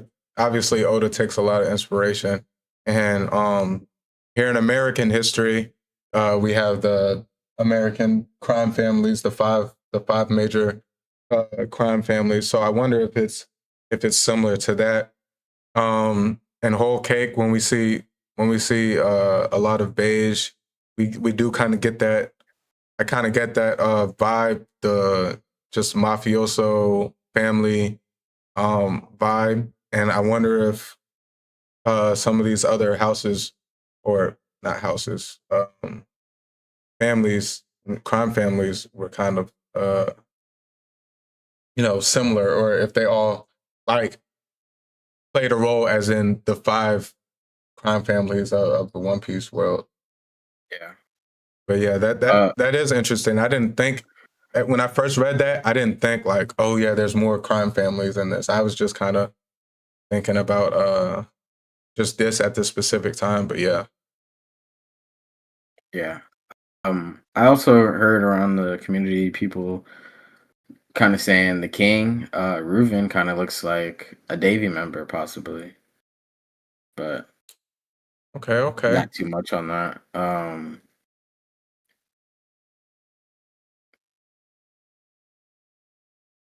Yeah, I also saw some Dawn and Dusk thing talking about why Gunko wears her face wrap current day is because her snotty ass nose. I heard something about that too. That's funny. Not too much. He's were you crushing done hard. on this page? Yeah. I think I'm on the next page. Okay. I didn't have much. I did kind of like. I do like the dynamic between the King and Brook. They kind of have like a sarcastic, relationship. Obviously, Brook's in love with the King's wife, and the King, makes some jokingly remarks about him, and then Shuri's offering to marry him. And you would think, as a dad of a 7-year-old, you would want a 20-year-old to say, no, I'm not marrying you. But when Brook denies it, he like gets pissed off. He's like, are you too good for my daughter? Like, how are you going to turn down my daughter? So I did like that dynamic. It was funny. And then we get kind of like a aerial view of the island and everything. Always like that. But yeah, moving on to this. Oh, and I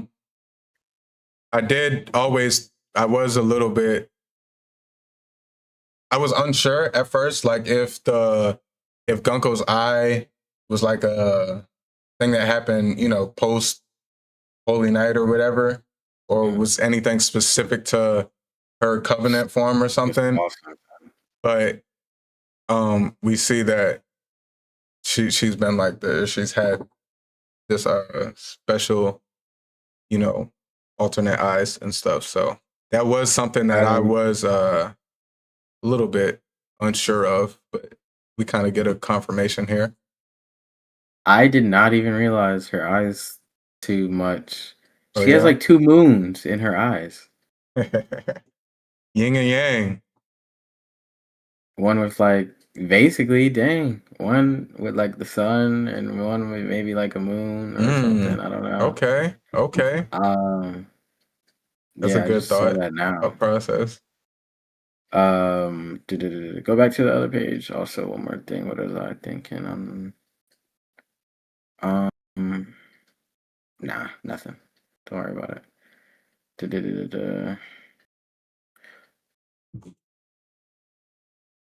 Yeah, we get like an epic ore farming moment from Brook as the gangsters try to go for the queen, and with swiftness, Brook cuts them down before they even knew themselves.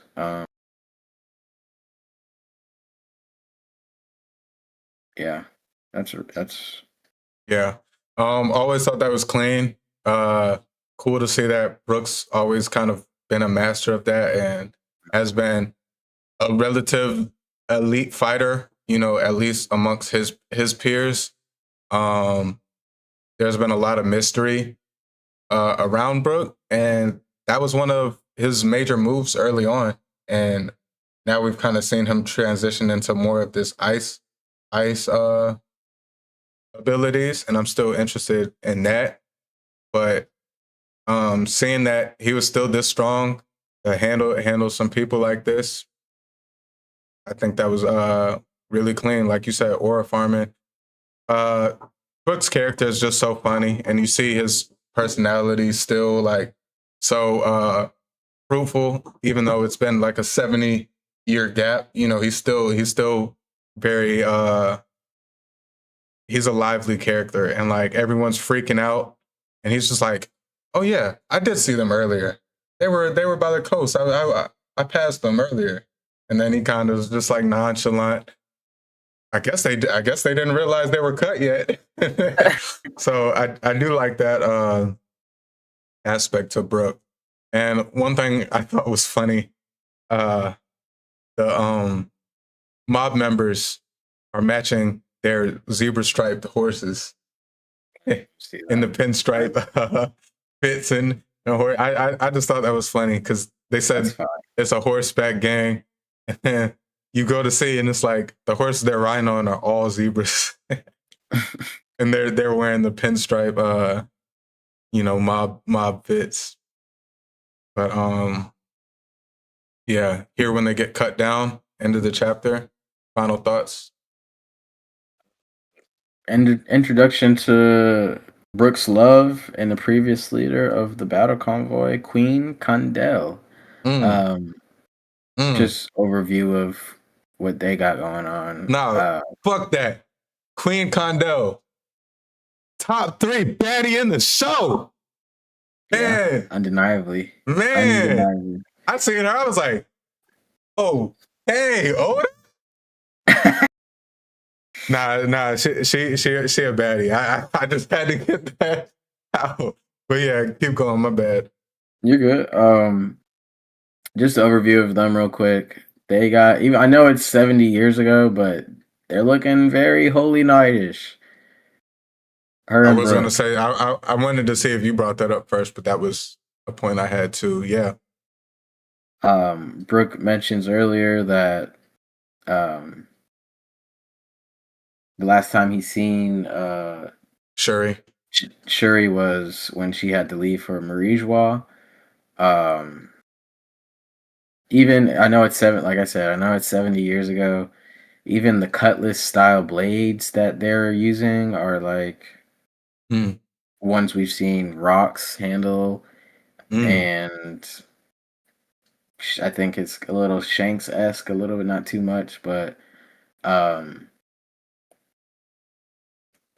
just blades from the past. Like I just feel like they might, I don't know, have something to do with maybe a relationship they have with the Holy Land or anything like that. Maybe. But yeah, just instantly, she looks like Shamrock kind of. Yeah. I was kind of gonna just to piggyback off that specific point. I was thinking the same thing. Right when I seen the fit, I was like, Queen or Holy Knight? But we know she was the leader of the or she was in Brooks' position, the leader of the Raider squad before, or no, she was the captain of the battle convoy before she became the queen. And I was wondering, we have seen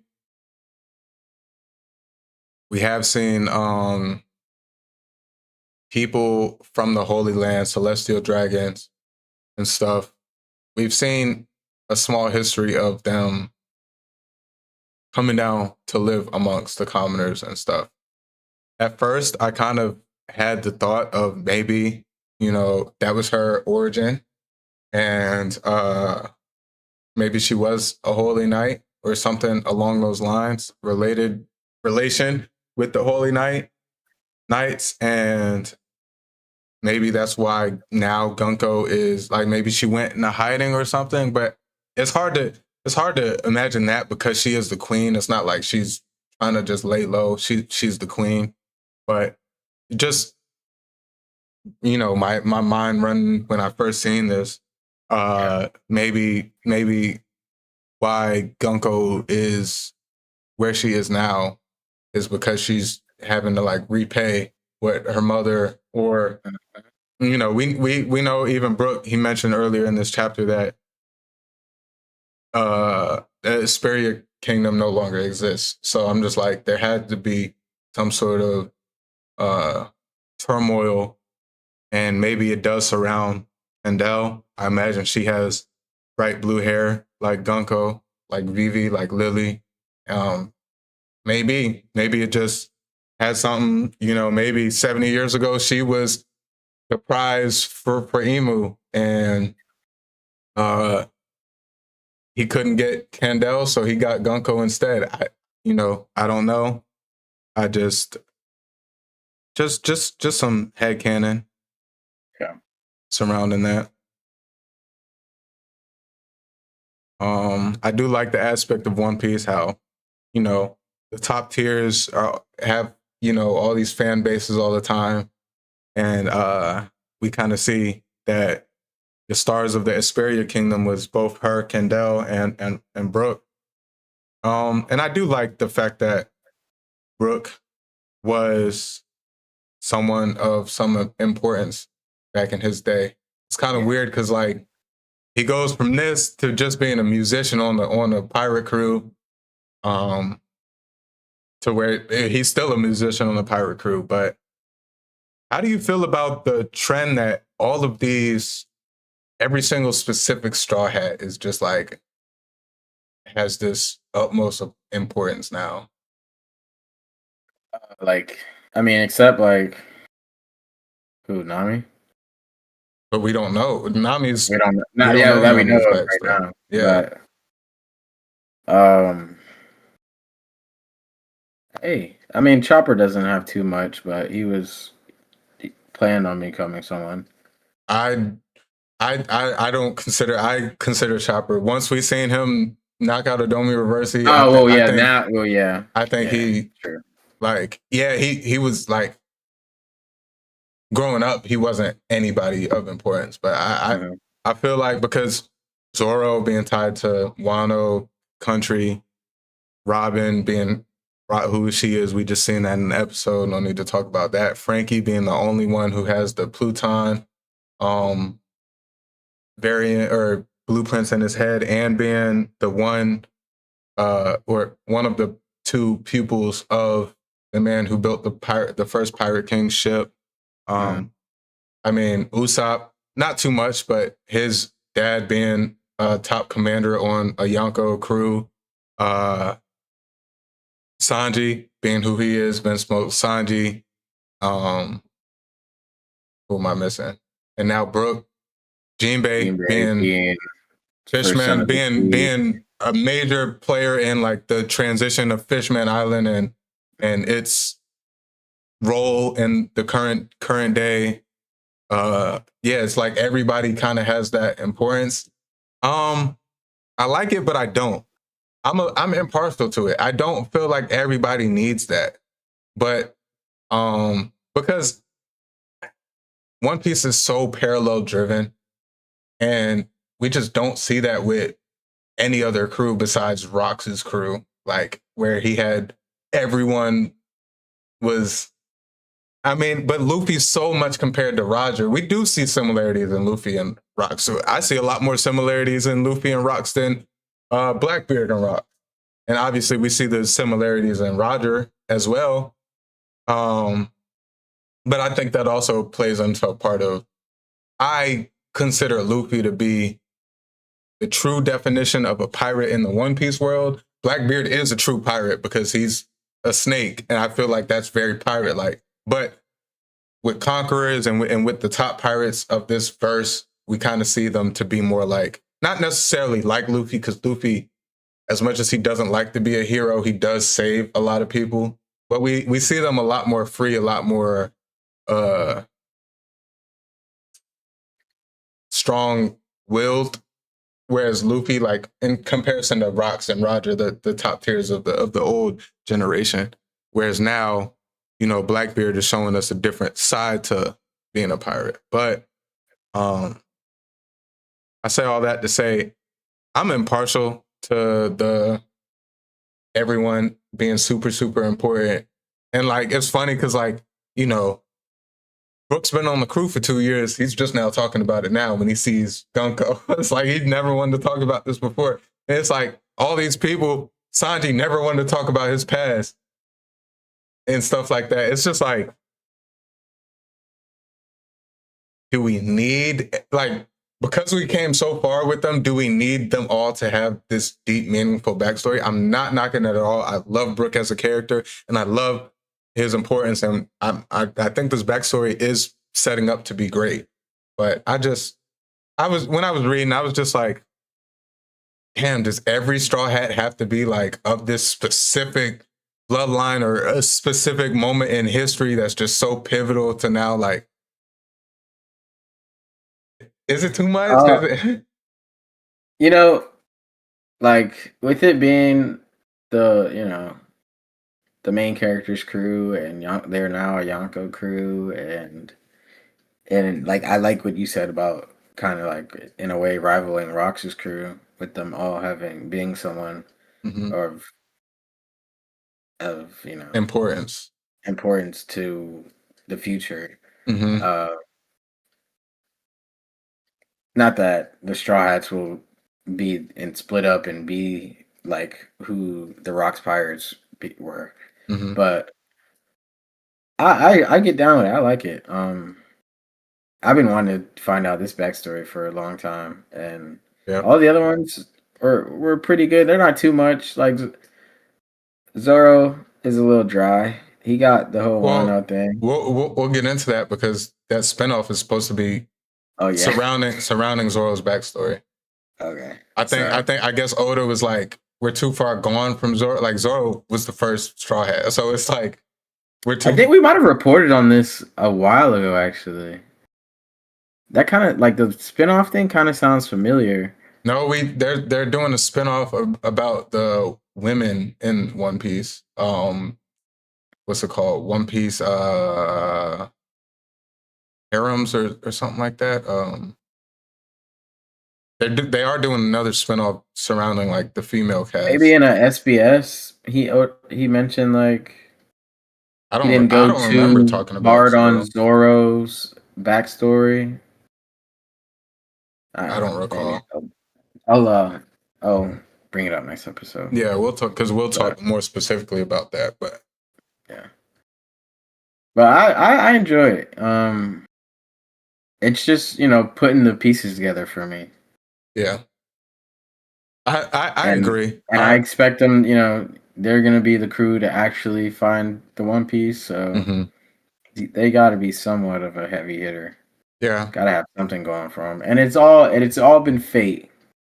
Yeah, that they all met. So yeah, I like that theme. I do. I guess I was just more so. I was just like, it's just.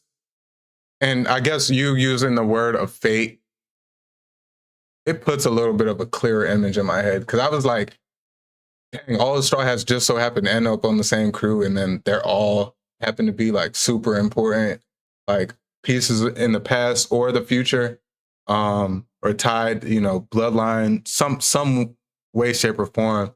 Tied to a major event of history. Because the average person in the One Piece world is just a regular person, and just the fact that all of these people from crazy bloodlines, and even they might not fully know their full history and roots, but they're just all. But fate is a great, and that's what the theme we've seen a lot in this show, a story, especially as of lately. We've seen a lot of fate revolving things, so. I'll take that as a answer. That's a good response. It is fate. I do like it. I'm not knocking it. I love backstories, and I love backstories for characters that I care about more. So I'm not knocking it at all. I was just like, and this is one we expected. Brooks, the oldest person on the crew. Like we knew he had some lore that, like we know he couldn't have just been a pirate just a lowly old musician. Like we've all kind of been speculating that since we met Brooke. We're like, hold on, Yeah, this can't be it. Like we know, you know, you've lived this long. You've been, all these legends have came and gone, you know, over the course of your lifetime. Like we kind of expect it. So I like that. I like it. I do. Hey, this backstory was out of nowhere. In terms of where it was placed in this chapter, I kind of expected it to get when we first seen the interaction between Brooke and Gunko, but we're getting it now. I've learned not to question Oda too much and just let the man cook. So that's what we're doing. You had any final thoughts on the chapter? Give me your rating. Give me your conclusion. Caught me, you know, by surprise. I give it Admiral. I'm glad that we finally got to this flashback for Brooke. I feel like it's gonna lead us in a nice way, and it'll be, you know, lore filled. So yeah, great starting place for it. Whatever. Yeah.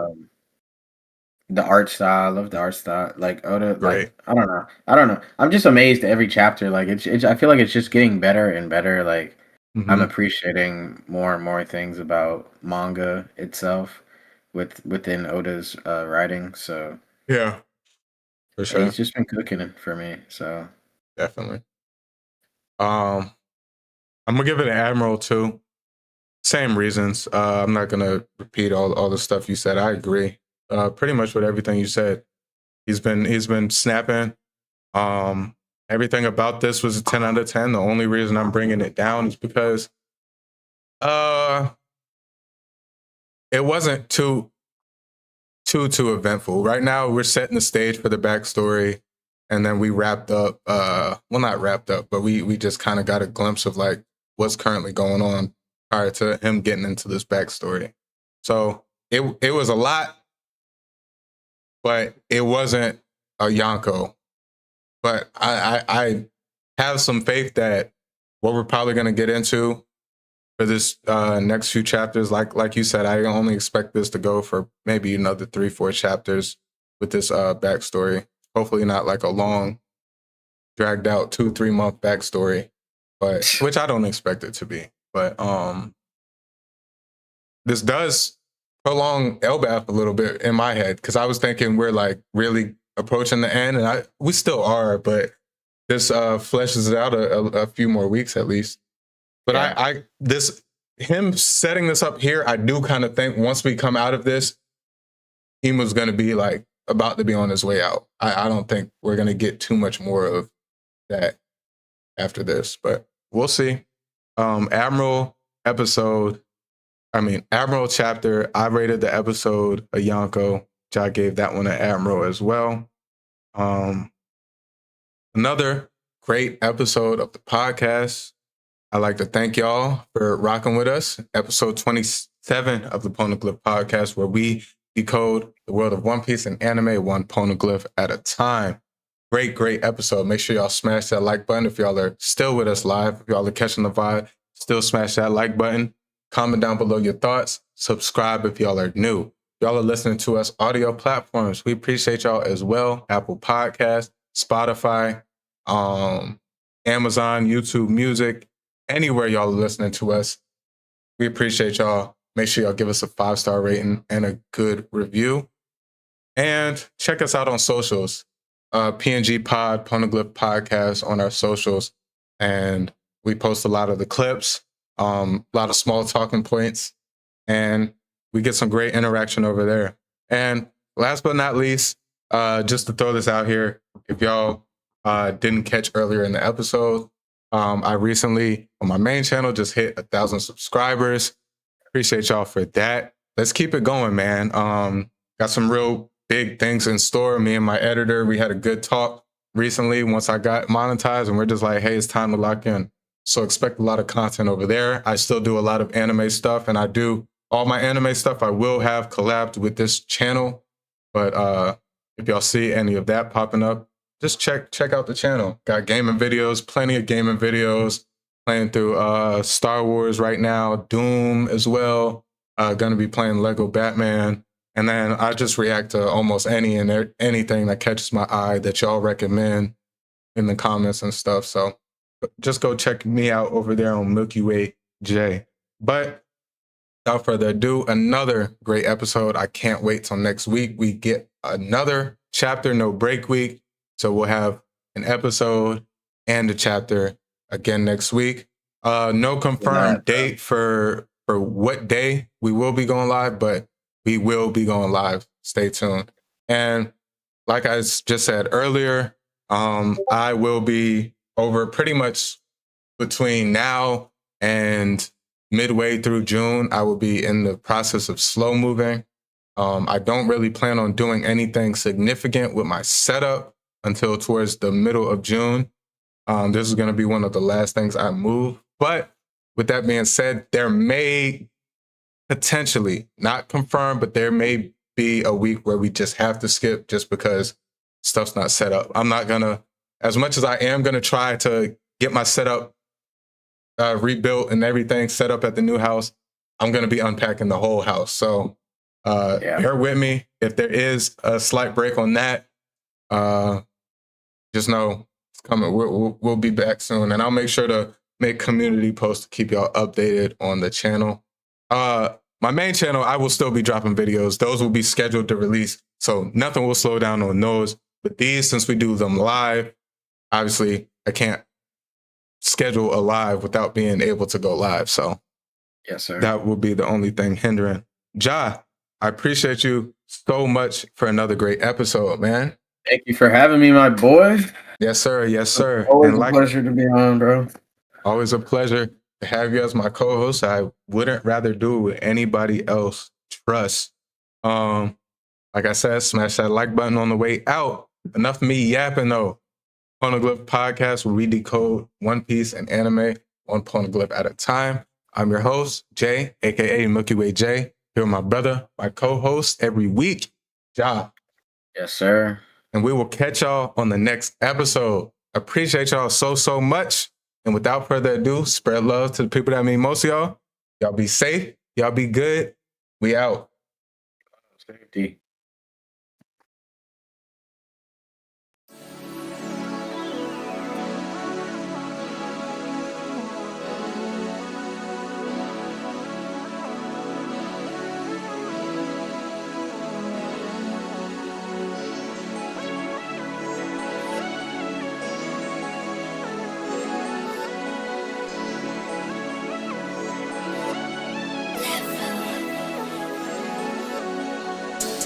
If you're not feeling it, be honest. I'm dashing in the coupe, I'm going Sonic speed. I gave you my all, tell me what else you need. I'm not ready for your love, but feel you rushing me. And my cup is running low, need you to fill it, please. I remember all those times it was a simple thing. Now I'm here all alone, reminiscing about what we could've been, I'm on the road, drinking, dropping, swerving, I won't crash out. Got 12 on my ass down, still will chase the bag down. Hit the throttle, spaz out.